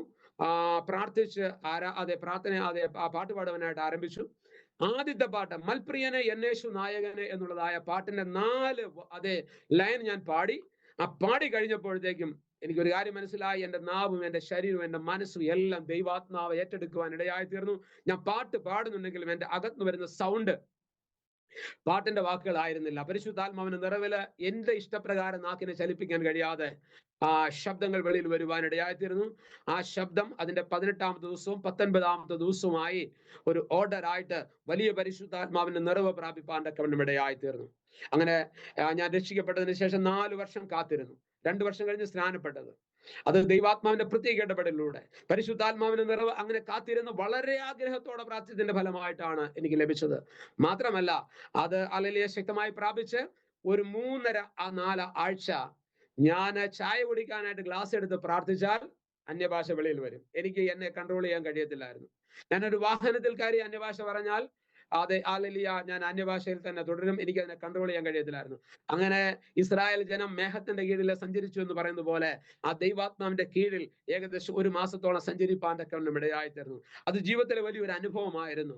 ആ അനുഭവത്തെ വലിയ ഹല്ലേലൂയ ആ ദൈവിക സാന്നിധ്യം അനുഭവിപ്പാൻ ഇടയായിത്തീർന്നു. പിന്നത്തേതിൽ പ്രാർത്ഥിച്ച് ആണ് ഒരു കൺട്രോളിലേക്ക് വരുവാൻ തക്കവണ്ണം ഇടയായിത്തീർന്നത്. ഇതെന്റെ ജീവിതത്തിന്റെ വളരെ അനുഭവങ്ങളാണ്. അങ്ങനെ രക്ഷിക്കപ്പെടുന്ന സമയം മുതൽ തന്നെ എന്നെ സൺഡേ സ്കൂൾ പഠിപ്പിക്കുവാനായിട്ട് ചുമതലപ്പെടുത്തി. കാരണം വചനം ഒക്കെ അല്ലെങ്കിൽ ദേവദാസന്മാരോടൊക്കെ സംസാരിച്ചും പറഞ്ഞും പഠിപ്പിച്ചും കേട്ടും ഗ്രഹിച്ചും ഒക്കെ ഒരുമാതിരിയൊക്കെ അറിയാമായിരുന്നു. അതുകൊണ്ട് സൺഡേ സ്കൂൾ പഠിപ്പിക്കുവാനായിട്ട് പ്രാർത്ഥിച്ച് കൈവച്ച് ആക്കി. അങ്ങനെ 8 വർഷം സൺഡേ സ്കൂള് ആ സമയത്ത് പഠിപ്പിക്കുവാൻ ഇടയായിത്തീർന്നു. രക്ഷിക്കപ്പെട്ടപ്പോൾ മുതലേ ശുശ്രൂഷയ്ക്കുള്ളതായ വിളി ഉണ്ടായിരുന്നു. ആ സമയത്തെല്ലാം ഞാൻ കൈകൂപ്പി ദൈവത്തോട് പറയും, കർത്താവ് എന്നെ പൂർണ്ണമായി ശുശ്രൂഷയ്ക്ക് വിളിക്കരുത്. ഞാൻ ദശാംശം കൊടുക്കാം, ഞാൻ ദൈവദാസന്റെ കൂടെ വീടുകളിൽ വിസിറ്റ് ചെയ്യാൻ പോകാം, എന്നെ എന്ത് കാര്യം ഏൽപ്പിച്ചാലും ഞാൻ വിശ്വസ്തയോടെ ചെയ്യാം. ആ കാലയളവ് എല്ലാ കാര്യങ്ങളും ഞാൻ വിശ്വസ്തയോടെ ചെയ്തു. കമ്മിറ്റി സ്ഥാനത്താണെങ്കിലും ക്യാഷിയർ സ്ഥാനത്താണെങ്കിലും സഭ എന്നെ ഏൽപ്പിച്ച എല്ലാ കാര്യങ്ങളും ഞാൻ വിശ്വസ്തയോടെ കൂടെ നിന്നു. എന്നാൽ എന്റെ വിളി എന്റെ മേൽ കിടക്കുക. ഞാൻ ഇരിക്കുമ്പോൾ, നിൽക്കുമ്പോൾ, ഉറങ്ങുമ്പോൾ, അല്ലെങ്കിൽ ഉറങ്ങാൻ പോകുമ്പോൾ, ഭക്ഷിക്കുമ്പോൾ എല്ലാം ദൈവാത്മാവിനോട് പറയും, നീ കർത്താവിന്റെ വേലയ്ക്ക് വേണ്ടിയുള്ളവനാണ്. ഞാൻ ദൈവത്തോട് പറയും, കർത്താവ് എന്നെ പൂർണ്ണമായിട്ട് വിളിക്കില്ല, എന്റെ വീട്ടിൽ നിന്ന് ആരും വിശ്വാസത്തിൽ വന്നിട്ടില്ല, എനിക്ക് ആരും പിന്നിൽ നിന്ന് സപ്പോർട്ട് ചെയ്യുവാനായിട്ടില്ല എന്ന് ദൈവത്തോട് പറയും. എന്നാൽ വരുന്ന ദൈവദാസന്മാരെല്ലാവരും, ആ കാലത്ത് ഞാൻ ഈ പ്രവാചകന്മാർ വരുമ്പോൾ ചർച്ചിന്റെ ഏറ്റവും പുറകിലേ ഇരിക്കത്തുള്ളൂ. എന്നോടൊന്നും പ്രത്യേകിച്ചൊന്നും പറയണ്ട എന്നുള്ള ചിന്തയില്. എന്നാൽ ആര് വന്നാലും ആദ്യം തലയെ കൈവച്ചിട്ട് പറയും, സഹോദര, നീ കർത്താവിന്റെ വേലയ്ക്ക് വേണ്ടിയുള്ള. ഇത് കേൾക്കുമ്പോഴേ എനിക്ക് വല്ലാത്ത ഭയവും ഭീതിയുമാണ്. അങ്ങനെ ഞാൻ മടുത്ത് പിന്നെ പോയിരിക്കും. എങ്കിൽ തന്നെ എന്റെ ഹൃദയത്തിനകത്ത് എനിക്കൊരു ബോധ്യത വന്നു, ഞാൻ കർത്താവിന്റെ വേലയ്ക്ക് വേണ്ടിയുള്ളതാണ്. അതുകൊണ്ട് ദൈവത്തോട് ഇങ്ങനെ ചോദിച്ചു, കർത്താവേ, നീ എനിക്കൊരു ദാനിയേൽ ബൈബിൾ തരുവാണെങ്കിൽ, അന്ന് ദാനിയേൽ ബൈബിൾ ഇറങ്ങുന്ന സമയം തന്നാ ഞാൻ കർത്താവിന്റെ വേലയ്ക്ക് വേണ്ടി പോകാം. കർത്താവ് എനിക്ക് ദാനിയേൽ ബൈബിൾ തന്നു. ഇന്നും ആ ബൈബിൾ എൻ്റെ കയ്യിലുണ്ട്. വീണ്ടും ഞാൻ പറഞ്ഞു, കർത്താവേ, ഞാൻ വീട്ടിൽ നിന്ന് ഒറ്റയ്ക്ക് വന്നതാ, ഞാനൊരു കല്യാണം കഴിയുവാണെങ്കിൽ ഞാൻ എന്ത് ചെയ്യാം, പോകാം. അങ്ങനെ ദൈവം ആ കാര്യം പിന്നത്തേതിൽ ഒരുക്കി. പിന്നെ പറഞ്ഞു, കർത്താവ്, ഞാനൊരു കുഞ്ഞായി കഴിഞ്ഞിട്ടുണ്ടെങ്കിൽ എന്ത് ചെയ്യാം, കർത്താവിന്റെ വേലയ്ക്ക് വേണ്ടി പോകാം. കർത്താവ് എനിക്ക് മൂത്ത ഒരു മോളെ തന്നു. അതിനുശേഷം പിന്നെ അയക്കുമ്പോഴാണ് ഞാൻ പറഞ്ഞത്, കർത്താവ് എനിക്ക് ഒരു 5 വർഷം പെർമനന്റ് ആയിട്ട് ജോലി തരണം. കർത്താവ് എനിക്ക് 5 വർഷം പെർമനന്റ് ആയിട്ട് ജോലി തരണം. അത് എങ്ങനെയത്തെ കമ്പനി? ഞാൻ പറഞ്ഞല്ലോ, ആദ്യം പറഞ്ഞല്ലോ, നേവി ബ്ലൂ പാന്റും സ്കൈ ബ്ലൂ ഷർട്ടും, പിന്നെ തൊപ്പി, ഷൂവ്, ജാക്കറ്റ്, എല്ലാ ഫെസിലിറ്റി ഉള്ളതായ ഒരു കമ്പനിയിൽ എനിക്ക് ജോലി തന്നു. കർത്താവ് അന്നേരം ഞാൻ പിന്നെ പറഞ്ഞു, കർത്താവ് ഒരു 5 വർഷം കൂടെ നീ എനിക്ക് ജോലി തരണം. കർത്താവ് അതിന് മൗനം തന്നെ പാലിച്ചു. ഇത്രയും കാര്യങ്ങൾ കർത്താവ് എനിക്ക് നൽകി തന്നു. അവസാനം എനിക്കൊരു കാര്യം മനസ്സിലായി.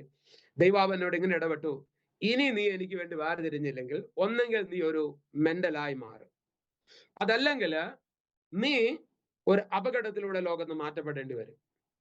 ഈ 2 ചിന്ത എന്നെ ശക്തമായിട്ട് ഭരിക്കുവാനിടയായി തീർന്നു.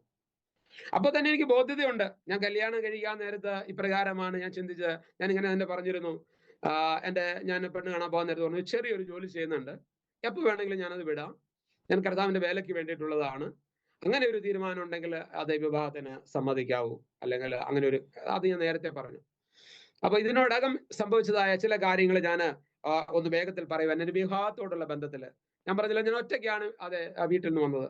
ഞാൻ ഈ വിശ്വാസത്തിലേക്ക് വന്ന് രക്ഷിക്കപ്പെട്ട് സ്നാനപ്പെടുന്ന വരെ എന്റെ ജീവിതം വളരെ സന്തോഷവും ഉല്ലാസവും, അല്ലെങ്കിൽ മറ്റു തടസ്സങ്ങളോ പ്രയാസങ്ങളോ ഒന്നുമില്ലാത്തതായ ഒരു ജീവിതമായിരുന്നു. ചിലരുടെ ജീവിതത്തിൽ വലിയ പ്രതികൂലങ്ങളും പ്രശ്നങ്ങളുടെ മധ്യത്തിലൂടെ ഒക്കെ കടന്നുപോയവരാണെങ്കിൽ വിശ്വാസത്തിൽ വരുമ്പോൾ ആ പ്രശ്നങ്ങളെല്ലാം മാറി സന്തോഷമുള്ള ഒരു അനുഭവമായിരിക്കും. എന്റെ ജീവിതത്തിൽ വളരെ സന്തോഷം എനിക്ക് ആ നിലയിലുണ്ട്. എന്നാൽ ചില പ്രത്യേക ഘട്ടങ്ങളിലൂടെ കടന്നുപോയി. ഇനിയുള്ളതായ സമയങ്ങൾ ഞാൻ അതാണ് പങ്കുവെക്കുവാനായിട്ട് ആഗ്രഹിക്കുന്നത്. അതുകൊണ്ട് വളരെ നിങ്ങൾ ആളുകളെ ശ്രദ്ധയോടെ അത് ശ്രദ്ധിക്കുമെന്ന് ഞാൻ അത് വിശ്വസിക്കുകയാണ്. ഇത്ര വരെ എന്റെ ഭൂമിയാണ് ഞാൻ അത് പറഞ്ഞത്, അല്ലെങ്കിൽ എന്റെ കഴിഞ്ഞ കാല അനുഭവങ്ങൾ. വിശ്വാസത്തിലേക്ക് വന്നതിന് ശേഷം എന്റെ വീട്ടുകാരെ ശക്തമായി എന്നെ എതിർത്തു. ഞാൻ പറഞ്ഞില്ല, ഒരു നാമധേയ ക്രൈസ്തവ കുടുംബത്തിൽ നിന്നാണ്. ആ എതിർപ്പെന്ന് പറഞ്ഞാൽ എന്നെ പീഡിപ്പിക്കുക ഒന്നുമല്ല ചെയ്തത്, എങ്ങനെയെങ്കിലും എന്നെ പെന്തക്കോസ്ത് വിശ്വാസത്തിൽ മടക്കിക്കൊണ്ട് ചെല്ലുക എന്നുള്ളതായ ഒരു ആഗ്രഹം എന്റെ സഹോദരങ്ങൾക്കുണ്ടായിരുന്നു. അതെന്നോട് വെറുപ്പുള്ളത് കൊണ്ടല്ല, സ്നേഹമുള്ളത് കൊണ്ടായിരുന്നു. ഞാൻ പല വിവാഹാലോചനകൾ എനിക്ക് ദൈവദാസന്മാര്, അല്ലെങ്കിൽ എന്റെ സഭയിലുള്ള ദൈവദാസന്മാര്, സഹോദരന്മാരും ആലോചിച്ചു. അത് ഞാൻ എന്റെ വീട്ടിലേക്ക് ഫോർവേഡ് ചെയ്യും. എന്റെ സഹോദരന്മാര് ഒക്കെ അവിടെ ചെന്ന് അത് കാണും. കണ്ടതിന് ശേഷം എന്നോട് പറയും, മോനെ, ഇത് നമുക്ക് ചേരുന്നതല്ല, നമ്മുടെ കുടുംബത്തിന് അല്ലെങ്കിൽ പറ്റിയതല്ല, അങ്ങനെയൊക്കെ പറഞ്ഞ് ഇതെന്നെ നല്ല വാക്കിനകത്ത് അതങ്ങ് ഒഴിവാക്കും. വീണ്ടും ഞാൻ അടുത്തത് ചെന്ന് കാണും, അത് ഫോർവേഡ് ചെയ്യും. അങ്ങനെ ഞാൻ ചുരുക്കി പറയട്ടെ, ഒരു 8 വിവാഹാലോചന അങ്ങനെ ജീവിതത്തിൽ നിന്ന് മാറിപ്പോകുവാനിടയായിട്ട്. 8ാമത്തെ വിവാഹം ആലോചിക്കുമ്പോൾ ആലോചിച്ച ദൈവദാസൻ പറഞ്ഞു, സഹോദരിയുടെ ജീവിതത്തില് സ്ത്രീധനൊന്നും കൊടുക്കാനായിട്ടില്ല. ഞാൻ പറഞ്ഞു, എനിക്ക് അങ്ങനെ ഒരു കാഴ്ചപ്പാടില്ല. എന്റെ ദൈവദാസൻ പറഞ്ഞു, ഈ സഹോദരൻ അങ്ങനെയുള്ള ചിന്തയൊന്നും ഉള്ളതല്ല എന്ന് പറഞ്ഞു. അങ്ങനെ ആലോചിച്ചു. ഞാൻ എന്റെ വീട്ടിലേക്ക് ഫോർവേഡ് ചെയ്തു. എന്റെ വീട്ടിൽ നിന്ന് അവരെ വീട്ടിൽ ചെന്ന് കണ്ടു. അവിടെ ചെന്ന കാര്യങ്ങളെല്ലാം സംസാരിച്ചിട്ട് അവരിങ്ങനെ പറഞ്ഞു, എന്റെ സഹോദരി വിവാഹം ചെയ്തയച്ചത് ഇത്രയൊക്കെ കൊടുത്തിട്ടാണ്, എന്റെ ജ്യേഷ്ഠൻ കെട്ടിയത് ഇത്രയൊക്കെ ഞാൻ വാങ്ങിച്ചിട്ടാണ്, എന്റെ പേരിൽ സ്വന്തമായി എന്റെ പിതാവ് അത് മരിച്ചു കഴിഞ്ഞതായ സമയത്ത് എന്റെ ചെറുപ്പത്തിൽ എന്താണെന്ന് വെച്ചിട്ടുണ്ടെങ്കിൽ എനിക്കൊരു 24 വയസ്സുള്ളപ്പോൾ തന്നെ എന്റെ ഫാദർ മരിച്ചു. ആ സമയത്ത് പിതാവിന്റെ സ്വത്ത് ഞങ്ങൾക്ക് 3 സഹോദരങ്ങളാണ്. 3 ആണുങ്ങൾക്കായിട്ട് അത് ഡിവൈഡ് ചെയ്തു. സഹോദരിമാർക്കുള്ള വിഹിതം കൊടുത്തിരുന്നു. അപ്പൊ ഇങ്ങനെ അപ്പൊ എനിക്ക് സ്വന്തമായ ഒരു വീടും അല്പസ്ഥലവും എന്റെ സ്വന്തമായിട്ട് എന്റെ പേരിൽ എനിക്ക് ലഭിച്ചു. അപ്പൊ ഇതൊക്കെ കാണിച്ചിട്ട് അവര് പറഞ്ഞു, ഇത്രയൊക്കെ ചെറുക്കനുണ്ട്, അത് അങ്ങനെയൊക്കെ എന്തെങ്കിലുമൊക്കെ ഉണ്ടാകണം അല്ലെങ്കിൽ ലഭിക്കണം എന്നുള്ള അർത്ഥത്തിൽ സംസാരിച്ചു. ഇത് കേട്ട് എന്റെ വീട്ടിൽ വന്നിട്ട് എന്നോടൊന്നും മറുപടി ഒന്നും പറഞ്ഞില്ല. ആ സഹോദരി അല്ലെങ്കിൽ ആ പെൺകുട്ടിയുടെ വീട്ടിൽ നിന്ന് അവരുടെ ദൈവദാസനെ വിളിച്ചിട്ട് പറഞ്ഞു, ഇങ്ങനെ ഒക്കെയാണ് പറഞ്ഞിട്ട് പോയി എന്ന് പറഞ്ഞ് ആ ദേവദാസൻ എന്നെ ഫോൺ വിളിച്ചിട്ട്, എനിക്ക് സ്വന്തമായ ഒന്നും ഫോണില്ല, ദേവദാസന്റെ വീട്ടിലെ ലാൻഡ് ലൈനേ ഉള്ളൂ ആ കാലത്ത്. ഇന്നേക്ക് 25 വർഷം മുമ്പുള്ള കാര്യമാണ് പറഞ്ഞത്. അന്ന് ഫോൺ ചെയ്തിട്ട് എന്റെ കയ്യിൽ റിസീവർ തന്നു. അത് ഇങ്ങനെ സംസാരിച്ചിട്ട് പറഞ്ഞു, സഹോദര, കല്യാണം ആലോചിക്കാൻ നേരത്ത് പറഞ്ഞതല്ലേ സ്ത്രീധനം ചോദിക്കരുത് എന്ന് പറഞ്ഞു. ഞാൻ നിങ്ങളുടെ വീട്ടിൽ നിന്ന് വന്നവരെ സ്ത്രീധനം ചോദിച്ചു, ഇങ്ങനെയൊക്കെ പറഞ്ഞു എന്ന് പറഞ്ഞു. ഞാൻ എന്റെ കയ്യിൽ നിന്ന് റിസീവർ എനിക്ക് താഴെ പോകുന്ന പോലെ തോന്നി. ഞാൻ ആകപ്പാടെ വേർത്തു. എനിക്ക് തല കറങ്ങുന്ന പോലെ തോന്നി. പെട്ടെന്ന് ഞാൻ അവിടെ ഇരുന്നു. ഫോൺ അവിടെ നിന്ന് ഓപ്പോസിറ്റ് സൈഡിൽ നിന്ന് കട്ടായി. എന്റെ ദൈവദാസൻ എന്ത് പറ്റി എന്ന് ചോദിച്ചു. ഞാൻ പറഞ്ഞു, ഇങ്ങനെ പറഞ്ഞു എന്ന് പറഞ്ഞു. അവിടെ നിന്ന് ഫോൺ കട്ട് ചെയ്തു. എന്നോട് പറഞ്ഞു, കുഴപ്പമൊന്നുമില്ല സഹോദരാ, ഞാൻ വിളിച്ച് സംസാരിച്ചോളാം എന്ന് പറഞ്ഞു. വീണ്ടും ഫോൺ ചെയ്തു. അങ്ങോട്ട് റിങ് ചെയ്ത് കഴിഞ്ഞപ്പോൾ അവിടെ നിന്ന് എടുക്കുന്നില്ല. അപ്പൊ എനിക്ക് ടെൻഷൻ വീണ്ടും കൂടുതലായി. സഹോദരൻ ശാന്തമായി ഇരിക്കുക, ആ കാര്യങ്ങൾ ഞാൻ സംസാരിച്ച് തീർത്തോളാം എന്ന് പറഞ്ഞു. സഹോദരൻ തെറ്റൊന്നും ചെയ്തിട്ടില്ലോ എന്ന് പറഞ്ഞു. അങ്ങനെ ഞാൻ സമാധാനിച്ചു. പക്ഷെ ഞാൻ ഇങ്ങനെ ഒരു തീരുമാനം എടുത്തു. ഞാൻ ഒരു 8 പെൺകുട്ടികളെ പോയി കണ്ടു. ആ 8 പേരുടെയും കല്യാണം കഴിഞ്ഞെങ്കിൽ മാത്രമേ ഇനി ഞാൻ കല്യാണം കഴിക്കുന്നുള്ളൂ എന്നൊരു തീരുമാനം. നല്ല തീരുമാനം ഒന്നും അല്ലെങ്കിൽ തന്നെയും അങ്ങനെ ഒരു തീരുമാനം ഞാൻ എടുത്തു. പിന്നെ 2 വർഷത്തോളം ഒരു വിവാഹാലോചനയും വേണ്ട എന്ന് പറഞ്ഞ് അങ്ങനെ നിന്നു. ഈ സമയത്ത് എന്റെ ചർച്ചിലുള്ള എന്റെ ഒരു സുഹൃത്തായിരിക്കുന്നതായ ഒരു ആത്മീയ ജ്യേഷ്ഠനായ സഹോദരൻ പറഞ്ഞു, സഹോദരൻ ഒറ്റയ്ക്ക് വിശ്വാസത്തിൽ വന്നതാ, സഹോദരന്റെ കല്യാണം നടന്നില്ലെങ്കിൽ മറ്റുള്ളവർ ചോദിക്കും, നീ വിശ്വാസത്തിൽ വന്നിട്ടാണ് ഇങ്ങനെ സംഭവിച്ചത്, നിന്നെ നിന്ദിക്കുവാൻ കാരണമായി തരും. തന്നെയല്ല, ദൈവസഭയ്ക്കും അത് ഒരാളെ വിശ്വാസത്തിലേക്ക് കൊണ്ടുവന്നിട്ട് ഇടയ്ക്ക് വെച്ച് തള്ളിക്കളഞ്ഞതുപോലെ ആയിത്തീർന്നല്ലോ എന്ന് പറയും. അതുകൊണ്ട് അങ്ങനെ ഒരു തീരുമാനം എടുക്കരുത്. ഇനി ഒരു തീരുമാനത്തിലേക്ക് മുമ്പോട്ട് പോകണം, വിവാഹം നടക്കണം, ഞങ്ങൾ ആലോചിക്കാമെന്ന് പറഞ്ഞ് അങ്ങനെ ഒരു വിവാഹം കൂടി ആലോചിക്കാൻ നേരത്ത് അങ്ങനെ ആലോചിച്ചു. ആ നേരത്ത് ഞാൻ മറ്റൊരു തീരുമാനം എടുത്തു. ഇനി ചെന്ന് കാണുന്നതായ പെൺകുട്ടിക്ക് സൗന്ദര്യമുണ്ടോ, വിദ്യാഭ്യാസമുണ്ടോ, അല്ലെങ്കിൽ ഒരു കാര്യവും ഞാൻ ചോദിക്കുന്നില്ല. പക്ഷെ ഒറ്റൊരു കാര്യം ചോദിക്കും, സുവിശേഷ വേലയ്ക്ക് വേണ്ടി താല്പര്യമുണ്ടോ. ഈ ഒരു തീരുമാനത്തിൽ വന്നു. അങ്ങനെ ഡൽഹി തന്നെ കൽക്കാജിയിലുള്ളതായ ഒരു സഭയിൽ നിന്ന് ഞങ്ങളുടെ ദേവദാസനും എൻ്റെ ആത്മീയ ജ്യേഷ്ഠനുമായിരിക്കുന്നതായ PG സാബു എന്ന് പറയുന്നതായ ആ സഹോദരന്റെ നേതൃത്വത്തിൽ ഒരു വിവാഹം ആലോചിച്ചു. ഞാൻ അതേ പെണ്ണ് കാണാനായിട്ട് പോയി. അവിടെ ചെന്നു. പെൺകുട്ടിയെ വിളിച്ചു നിർത്തി. ദേവദാസൻ കുറച്ച് കാര്യങ്ങളൊക്കെ പറഞ്ഞു. ഒരു 50 പേർക്ക് വേണമെങ്കിലും ആഹാരം ഉണ്ടാക്കി കൊടുക്കാൻ നല്ല സന്മനസ്സാണ്, നന്നായിട്ട് പ്രയോജനപ്പെടും എന്നൊക്കെ പറഞ്ഞു. ഞാൻ ഒരു മൗനം ആചരിച്ചു. പെണ്ണിനെ വിളിച്ചു നിർത്തി. ജസ്റ്റ് അല്ലെങ്കിൽ നിങ്ങൾക്ക് സംസാരിക്കാമെന്ന് പറഞ്ഞു. ഞാൻ ഇത്രയും ചോദിച്ചു, സുവിശേഷ വേലയ്ക്ക് വേണ്ടി താല്പര്യമുണ്ടോ എന്ന് ചോദിച്ചു. താല്പര്യമുണ്ടെന്ന് പറഞ്ഞു. ഞാൻ മറ്റൊന്നും ചോദിച്ചില്ല. അപ്പൊ ദേവദാസൻ വിചാരിച്ചു ഇഷ്ടപ്പെടാത്തത് കൊണ്ടാണ് ഒന്നും ചോദിക്കാത്തതെന്ന്. അതിനുശേഷം ഞങ്ങൾ പ്രാർത്ഥിച്ച് മടങ്ങിപ്പോന്നു. ഒരാഴ്ച കഴിഞ്ഞപ്പോ ഫോൺ വന്നു. ഒന്നും മറുപടി ഒന്നും പറഞ്ഞില്ലല്ലോ എന്ന് പറഞ്ഞു. ഞാൻ പറഞ്ഞു, മുമ്പോട്ട് എനിക്ക് ആലോചിക്കുന്നതിന് കുഴപ്പമൊന്നുമില്ല, താല്പര്യമാണെന്ന് പറഞ്ഞു. അങ്ങനെ വിവാഹം ആലോചിക്കാൻ തുടങ്ങി. കഴിഞ്ഞ 8 സംഭവങ്ങൾ ഉണ്ടായതായ 9ാമത്തെ ഒരു സംഭവം കൂടെ ഉണ്ടാകുന്നതിന് മുമ്പ് ഞാൻ വീട്ടിലേക്ക് പറഞ്ഞു, ഇങ്ങനെ വിവാഹം നിങ്ങൾക്ക് പോയി ചെന്ന് കാണണമെങ്കിൽ കാണാം, ബാക്കിയുള്ള എല്ലാ കാര്യങ്ങളും ഇവിടുന്ന് സംസാരിച്ച് കഴിഞ്ഞിരിക്കുകയാണ്, അതുകൊണ്ട് പോയി കാണണമെങ്കിൽ കാണുക എന്ന് പറഞ്ഞു. എന്നിരുന്നാൽ തന്നെ അവർ പോയി കണ്ടു. അതിനുശേഷം അല്ലെങ്കിൽ ആ കാര്യങ്ങൾ മുമ്പോട്ട് ഫോർവേഡ് ചെയ്യാന്ന് പറഞ്ഞു. എന്നോട് പറഞ്ഞു, നീ ഇങ്ങോട്ട് വാ, കാര്യങ്ങളെല്ലാം തീരുമാനിക്കാം. അങ്ങനെ അവരെ ഇവാഞ്ചലിക്കൽ സഭയിൽ വെച്ച് വിവാഹം നടത്താനായിട്ടൊക്കെ തീരുമാനിച്ചു. എന്നാൽ ഞാൻ എൻ്റെ ദൈവദാസനെയും കൂട്ടി നാട്ടിലേക്ക് ചെന്നു. ഞാൻ പെന്തക്കോസ്റ്റൽ രീതിയിൽ വിവാഹം കഴിക്കാൻ ആഗ്രഹം പറഞ്ഞു കഴിഞ്ഞപ്പോൾ അതിവിടെ നടക്കത്തില്ല. അങ്ങനെയാണെങ്കിൽ ഇവിടെ ഈ കീഴിലം എന്ന് പറയുന്നതായ ജനിച്ചു വളർന്ന് ഞാൻ പറഞ്ഞില്ല കീഴിലം, ഇവിടെ വെച്ച് നടത്താൻ സമ്മതിക്കത്തില്ല. നീ ഡൽഹി പോയി കല്യാണം നടത്തോ, എന്ത് വേണമെങ്കിലും നടത്തിക്കോ, ഞങ്ങൾ ഇതിനകത്ത് ആരും സഹകരിക്കത്തില്ല എന്ന് പറഞ്ഞു. ആ സമയത്ത് എൻ്റെ ഓർമ്മ ശരിയാണെങ്കിൽ ഒരു 26 വീട്ടുകാർക്ക് മേളില് അന്ന് കുടുംബക്കാരായിട്ടുള്ളവരുണ്ട്. ഞാൻ ഒറ്റപ്പെട്ടു പോയ ഒരു അനുഭവം ജീവിതത്തിലുണ്ടായി. മാത്രമല്ല ആരും എൻ്റെ കൂടെ അവരുടെ വീട്ടിലേക്ക് ഇപ്പോൾ അതെ ആ പെൺകുട്ടിയുടെ വീട്ടില് അവരുടെ ഫാദർ പറഞ്ഞു, ഉറപ്പ് അവർക്ക് നടത്തണം, വിവാഹം ഞങ്ങൾ എവിടെയും കൊണ്ട് വെച്ച് തരാം, പക്ഷെ എൻ്റെ കൂടെ വിവാഹത്തിന്റെ ഉറപ്പ് നടത്താൻ ആരും വരാൻ ഇല്ലാത്തൊരു സാഹചര്യമായി. അവസാനം അലലിയ ഇത്രയൊക്കെ ആയ സ്ഥിതിക്ക് കല്യാണം നടക്കുമെന്നുള്ളതായ ഒരു ഭാഗം വന്നപ്പോൾ ഡൽഹിയിൽ അതിന് ക്രമീകരിക്കാനായിട്ട് ഹോളൊക്കെ അറേഞ്ച്മെന്റ് ചെയ്യാനായിട്ട് തീരുമാനിച്ചു. ആ സമയത്ത് എൻ്റെ വീട്ടുകാര് ചിലരെ മുമ്പോട്ട് വന്നിട്ട് പറഞ്ഞു, ഇത്രയൊക്കെ ആയ സ്ഥിതിക്ക് കല്യാണം നാട്ടിൽ വെച്ച് തന്നെ നടത്താം എന്ന് പറഞ്ഞു.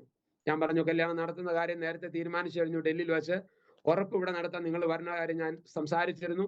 നിങ്ങളെ സമ്മതിക്കാത്തത് കൊണ്ട് ഞാൻ മറ്റുള്ള കാര്യങ്ങൾ ക്രമീകരിക്കാൻ തീരുമാനിച്ചു. ഇനി എന്റെ ദൈവദാസൻ പറയുകയാണെങ്കിൽ ആ കാര്യങ്ങൾ അലലിയ ഞാൻ മുമ്പോട്ട് ഫോർവേഡ് ചെയ്യാന്ന് പറഞ്ഞു. എന്നാൽ ആ ദൈവദാസൻ എന്നോട് പറഞ്ഞു, ദൈവദാസനെ നമ്മളൊരു കർശന അത് കാര്യം പിടിക്കണ്ട, നാളെ അവരുടെ ആത്മാവിന്റെ രക്ഷയ്ക്ക് ഇതൊരു തടസ്സമാകണ്ട, അതുകൊണ്ട് നമുക്ക് ഇവിടെ വെച്ച് ഉറപ്പ് നടത്താം, അല്ലെങ്കിൽ ഇവിടെ വെച്ച് കല്യാണം കൂടെ നടത്താനാണ് അല്ലെങ്കിൽ അങ്ങനെ തീരുമാനിക്കാമെന്ന് പറഞ്ഞു.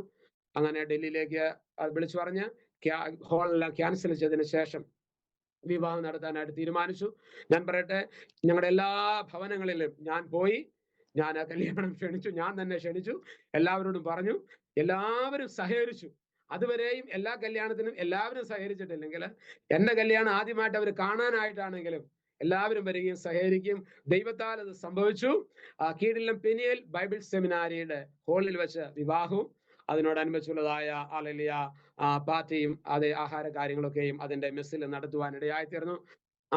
എനിക്ക് ആരോടും ഒരു സപ്പോർട്ടില്ല ആ സമയത്ത്. ഞാൻ ആ പെനിയൽ ബൈബിൾ സെമിനാരിയുടെ ഫൗണ്ടർ പ്രസിഡന്റ് ആയിരിക്കുന്നതായ പരേതനായ ഡോക്ടർ CP വർഗീസിനെ ചെന്ന് കാണുകയും ഞാൻ എൻ്റെ സാക്ഷ്യം പറയുകയും ചെയ്തപ്പോൾ ആ ദൈവദാസൻ എന്നെ കെട്ടിപ്പിടിച്ചിട്ട് പറഞ്ഞു, കീഴില്ലങ്കാരനായ ഒരു സഹോദരൻ വിശ്വാസത്തിൽ വന്നിട്ട് ഇത്രമാത്രം ബുദ്ധിമുട്ട് സഹിക്കുന്നെങ്കിൽ ഈ സെമിനാരി നിങ്ങൾക്ക് എല്ലാ കാര്യത്തിനും വേണ്ടി ഓപ്പൺ ചെയ്തു തരികയാണെന്ന് പറഞ്ഞു.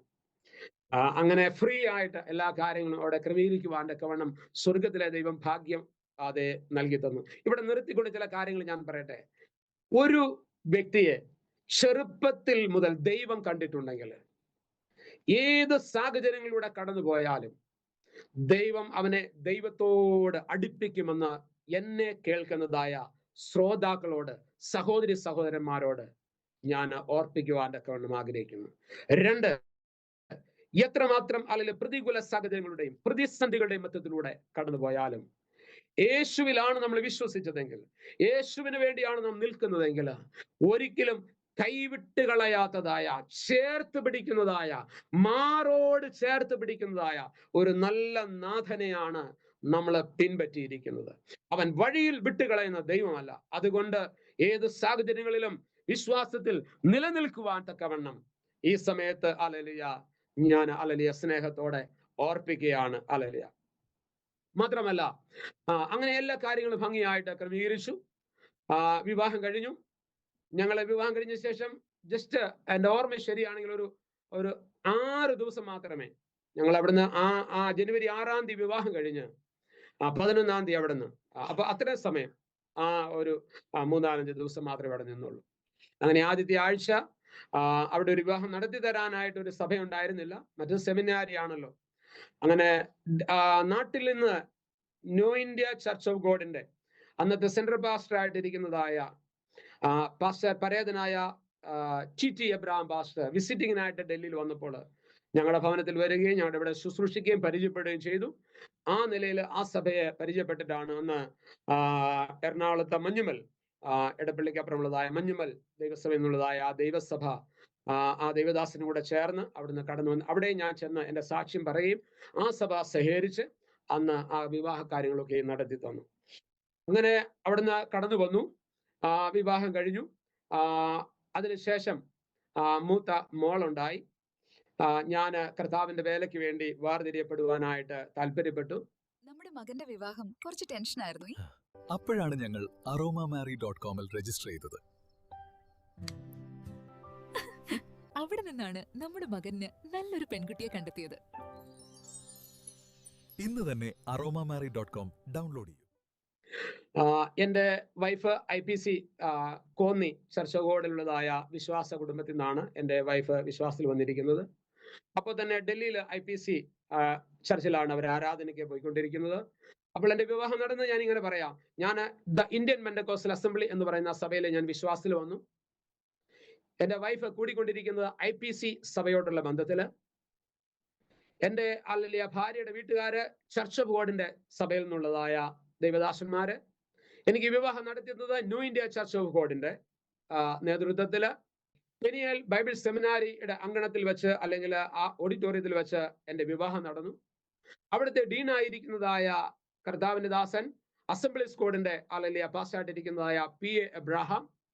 അപ്പൊ നോക്കിക്കോണം, ഒരു അലലിയ ആരുമില്ല എന്ന് കരുതിയതായ സ്ഥാനത്ത് നിന്നത് എത്രയോ ദൈവസഭകളുടെ സംഘടനകളുടെ നേതൃത്വത്തില് വിവാഹത്തിലേക്ക് പ്രവേശിക്കുവാനിടയായി തീർന്നു. ഇത് ദൈവത്തിന്റെ അത്ഭുതമാണ്.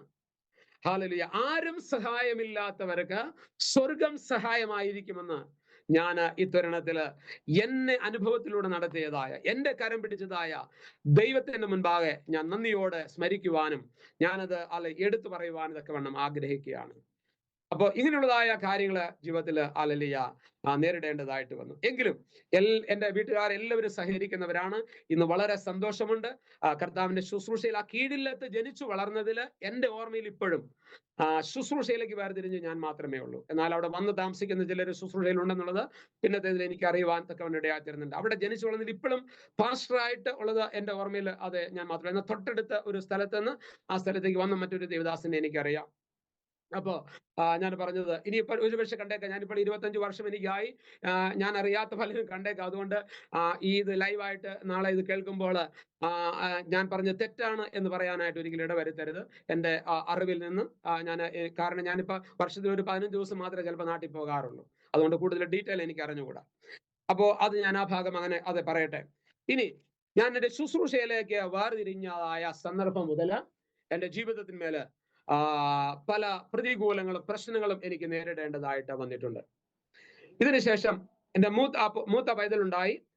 6 മാസം പ്രായമുള്ളപ്പോൾ ഞാൻ പെനിയൽ ബൈബിൾ സെമിനാരിയിലേക്ക് തിരുവചനം പഠിക്കാനായിട്ട് കടന്നുപോയി. ജോലി വിടുമ്പോൾ എന്നോട് ഞാൻ സർവശ്രേഷ്ഠ എന്ന് പറയുന്നതായ അവാർഡ്, ഏറ്റവും നല്ല ജോലിക്കാരന്റെ അവാർഡ് 2-ലധികം പ്രാവശ്യം ഞാൻ വാങ്ങിച്ചിട്ടുണ്ട്. ആ കമ്പനിയിൽ ഞാൻ ജോലി വിട്ട് പോകാൻ നേരത്തെ എന്നോട് പറഞ്ഞു, അതായത് ഒരുപാട് ശമ്പളമൊന്നുമില്ല, പക്ഷെ ജോലി വിടുന്ന സമയത്ത് അദ്ദേഹം പറഞ്ഞു, ഇന്ന് 10-ാം തീയതിയാ, അടുത്ത 10-ാം തീയതി നിനക്ക് ആരാണ് ശമ്പളം തരുന്നത്? അല്ലെ ഇനി എങ്ങനെ ജീവിക്കും? അതായത് 1 മാസം ജോലി ചെയ്താൽ 1 മാസം ജീവിക്കാനുള്ളതേ കിട്ടത്തുള്ളൂ. അടുത്ത മാസത്തേക്ക് ഒന്നും ഇല്ല. അപ്പോൾ അവരുടെ ഇന്ന് ജോലി വിട്ട് കഴിഞ്ഞിട്ടുണ്ടെങ്കിൽ ഇതും കൊണ്ട് തീരും, അടുത്ത മാസം നീ എങ്ങനെ ജീവിക്കും? അപ്പൊ ഞാൻ ഇങ്ങനെ പറഞ്ഞു, എനിക്ക് വയറ് തന്ന ദൈവമാണ് വാ തന്നത്. വാ തന്ന ദൈവത്തിന് അറിയാം എന്നെ പരിപാലിക്കുവാൻ. തന്നെ എന്നോട് ഇങ്ങനെ പറഞ്ഞു, നിങ്ങൾ എന്ന് വേണമെങ്കിലും ഒരു ജോലി വേണമെന്ന് തോന്നുമ്പോൾ മടങ്ങി വരാം. ഞാൻ പറഞ്ഞു, ദൈവമാണ് എന്നെ വിളിച്ച് വേർതിരിച്ചത്. അങ്ങനെ സംഭവിച്ചാൽ അത് അന്നേരത്ത് നോക്കാം എന്ന് പറഞ്ഞു. എന്നാൽ ഞാൻ പറയട്ടെ, ഏകദേശം 28 വർഷത്തിന് മുകളിലായി ജോലി വിട്ട് പൂർണ്ണമായിട്ടും ദൈവത്തിന്റെ വചനം പഠിക്കാനായിട്ട് ഇറങ്ങിയത്. ഇന്ന് വരെ പിന്നിലേക്ക് തിരിഞ്ഞു നോക്കിയിട്ട് ഞാൻ ജോലി വിട്ടത് അബദ്ധമായി പോയല്ലോ, എന്നെ ആര് കരുതും, എങ്ങനെ നടത്തും എന്ന് ഒരിക്കലും ചിന്തിക്കേണ്ടി വന്നിട്ടില്ല. ബുദ്ധിമുട്ടുകളും പ്രയാസങ്ങളും ഇല്ലാതെ വന്നിട്ടില്ല. ഒക്കെ സാഹചര്യങ്ങൾ വന്നിട്ടുണ്ട്. എന്നാൽ തക്ക സമയത്ത് ദൈവത്തിന്റെ ആത്മാവ് അതിനുവേണ്ട എല്ലാ ക്രമീകരണങ്ങളും ചെയ്ത് തന്നിട്ടുണ്ട്. മാത്രമല്ല, അങ്ങനെ അവിടുന്ന് പറഞ്ഞു പിരിഞ്ഞു. ഞാൻ ബൈബിൾ കോളേജിലേക്ക് പോയി. ഞാൻ ബൈബിൾ കോളേജിലേക്ക് പോകുമ്പോൾ ഞാൻ എൻ്റെ ഭാര്യയോട് ഇങ്ങനെ ചോദിച്ചു, ഞാൻ തിരുവചനം പഠിക്കാനായിട്ട് പോകുക, നീ എൻ്റെ കൂടെ വരുന്നുണ്ടോ? അന്ന് ഭാര്യ കുഴപ്പമില്ലാത്ത ഒരു ജോലിയാണ് ചെയ്യുന്നത്. ഒനിഡ ടിവിയുടെ കമ്പനിയിൽ നോയിഡയിൽ ജോലി ചെയ്യുക. എന്നോട് പറഞ്ഞു, വിളിയും തെരഞ്ഞെടുപ്പൊക്കെ അങ്ങേക്കാണുള്ളത്, അങ്ങ് പോയാട്ട് എന്ന് പറഞ്ഞു. സുവിശേഷ വേലയ്ക്കൊക്കെ താല്പര്യം ഉണ്ടെന്നാ പറഞ്ഞേ, താൻ ചെയ്യുമെന്ന് പറഞ്ഞില്ല. ആദ്യകാലത്തുള്ള കാര്യം പറഞ്ഞു. കാരണം തൻ്റെ ജ്യേഷ്ഠത്തി, തൻ്റെ സ്വന്തം ചേച്ചി കെട്ടിയിരിക്കുന്ന IPCയിലെ, ഇപ്പോൾ കടമ്പനേട്ടയില് താമസിച്ച് IPCയിൽ കർത്താവിന്റെ ശുശ്രൂഷ ചെയ്യുന്നു, അനുഗ്രഹിക്കപ്പെട്ട ദൈവദാസനാണ്. അപ്പോ സഹോദരിയുടെ കുടുംബം അല്ലെങ്കിൽ ഭർത്താവ് പാസ്റ്ററാണ്. അതുകൊണ്ട് എനിക്കും എന്നെ പാസ്റ്റർ വിവാഹം കഴിക്കുന്നതിലോ ഞാൻ കർത്താവിന്റെ വേല ചെയ്യുന്നതിലോ തടസ്സങ്ങളൊന്നുമില്ല. അതാണ് പറഞ്ഞതിന്റെ താല്പര്യം. അതുകൊണ്ട് പൊക്കോട്ടെ, ഞാൻ കൊച്ചിനെ നോക്കി ഇവിടെ ജോലി ചെയ്ത് ജീവിച്ചോളാം എന്ന് പറഞ്ഞു. ഞാനിങ്ങനെ പറഞ്ഞു, ഞാൻ പോകുകയാ. ഞാൻ പോയി 3 വർഷം ദൈവത്തിന്റെ വചനം പഠിച്ച് മടങ്ങി വരുന്നതിന് മുമ്പ് 6 മാസം നിന്റെ ജോലി പോയിട്ട് എൻ്റെ കൂടെ വന്ന് നീ പഠിക്കും എന്ന് ഞാൻ ആദ്യമായിട്ട് പ്രവചനാത്മാവിനാൽ പറഞ്ഞു. അതായത് ബൈബിൾ കോളേജിലേക്ക് പോകാൻ നേരത്ത് ദൈവത്തിന്റെ ആത്മാവ് എന്നെ ആ നിലയിൽ നടത്തിക്കൊണ്ടിരുന്നു. ഞാൻ പറയട്ടെ, 2.5 വർഷം പൂർത്തിയായപ്പോൾ യൂണിയൻ ശക്തമായി, കമ്പനി പൂട്ടേണ്ട സാഹചര്യം വന്നു. കമ്പനിയിൽ VRS ഇട്ടു. എന്നോട് ചോദിച്ചു, അച്ചായ ഇങ്ങനെ എല്ലാവരും VRS ഇട്ട് ജോലിയിൽ റിസൈൻ ചെയ്യാണ്, എന്താ വേണ്ടതെന്ന് വെച്ചു. ഞാൻ പറഞ്ഞു, ഇത് ദൈവത്താൽ സംഭവിച്ചു, വേഗമായിക്കൊള്ളാൻ പറഞ്ഞു. അങ്ങനെ ജോലി റിസൈൻ ചെയ്ത് എൻ്റെ കൂടെ പെനിയേൽ ബൈബിൾ സെമിനാരിയിൽ വന്ന് എൻ്റെ ഭാര്യ കർത്താവിൻ്റെ ദാസി 6 മാസം ദൈവത്തിന്റെ വചനം പഠിക്കുവാൻ ഇടയായിത്തീർന്നു. അങ്ങനെ പഠിച്ച് ഞങ്ങൾ രണ്ടുപേരും ഡൽഹിയിലേക്ക് മടങ്ങി വരുമ്പോൾ ഞാനായിരിക്കുന്ന ആ ദൈവസഭയാണ് എൻ്റെ വിശ്വാസത്തിലേക്ക് നയിച്ചത്. എൻ്റെ വിവാഹത്തിനുള്ള കാര്യങ്ങളെ പിന്നിൽ നിന്ന് ക്രമീകരിച്ച് നൽകി തന്നത് MR വിൽസൺ എന്ന് പറഞ്ഞ ദൈവദാസൻ എന്നെ ഉപദേശിച്ചും പഠിപ്പിച്ചും സ്നേഹിച്ചും കരുതിയും എല്ലാ നിലകളിലും ഒരു വലിയ സപ്പോർട്ടായിട്ട് കൂടെ താങ്ങായി തണലായി നിൽക്കുവാൻ ഇടയായിത്തീർന്നു. ഇന്ത്യൻ പെന്തക്കോസ്റ്റൽ അസംബ്ലി എന്ന് പറയുന്നതായ ദൈവസഭ, അത് ഡൽഹിയിൽ രജിസ്ട്രേഷൻ ചെയ്തതായ ഒരു സഭയാണ്. ആ സമയത്ത് ഒരു ഔട്ട് സ്റ്റേഷൻ പ്രവർത്തനം ഡൽഹിയിൽ ലാജ്വന്തി ഗാർഡൻ, അതായത് ഇപ്പോൾ ഞാനായിരിക്കുന്ന സ്ഥലം, അവിടെ ഒരു 4 കുടുംബങ്ങളുണ്ട്. അവിടെ ഒരു ദൈവദാസൻ കുറച്ച് മാസം വന്ന് ശുശ്രൂഷിച്ചു. പിന്നെ TV അസുഖം വന്ന് അദ്ദേഹം മടങ്ങിപ്പോയി. മറ്റൊരു ദൈവദാസൻ അവിടെ വെച്ചില്ല. ഞാൻ പഠിച്ചിറങ്ങാനായിട്ട് ഒരു 3 മാസം കൂടെ ഉണ്ട്. അതുവരെയും കാത്തിരുന്ന് ഞാൻ പഠിച്ചിറങ്ങിയപ്പോൾ എന്നെ ഈ ഔട്ട് സ്റ്റേഷൻ പ്രവർത്തനത്തിലേക്ക് എന്നെ ആക്കുവാനിടയായിത്തീർന്നു. അങ്ങനെ ഞങ്ങൾ കുടുംബമായിട്ട് 2005 മാർച്ച് മാസം ലാസ്റ്റ് സൺഡേയിൽ വന്ന് ഇവിടെ ചാർജ് എടുക്കുവാനിടയായിത്തീർന്നു. അങ്ങനെ ദൈവത്തിന്റെ ആത്മാവ് ഇവിടെ കൊണ്ടുവന്നു. ജോലി വിട്ടപ്പോൾ ഒരല്പം പൈസ, ഒരു ഏകദേശം 1 ലക്ഷം രൂപയ്ക്ക് അടുത്തോളം എന്ത് ചെയ്തു, എനിക്ക് കിട്ടുവാനിടയായിത്തീർന്നു.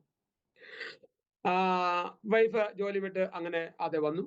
ഞാൻ പഠിക്കുന്ന കാലഘട്ടത്തിൽ എൻ്റെ കയ്യിലുണ്ടായിരുന്ന പൈസയെല്ലാം ഇങ്ങനെ പഠനത്തിനും ഫീസിനും മറ്റുള്ള കാര്യങ്ങൾക്കും ചെലവിട്ട്, അപ്പൊ തന്നെ കുഞ്ഞ് ഒരു 9ാമത്തെ മാസമായപ്പോഴേക്കും വൈഫിനെ ഡൽഹിയിൽ നോക്കാൻ പറ്റാത്തത് കൊണ്ട് എൻ്റെ അടുക്കലേക്ക് അയച്ചു.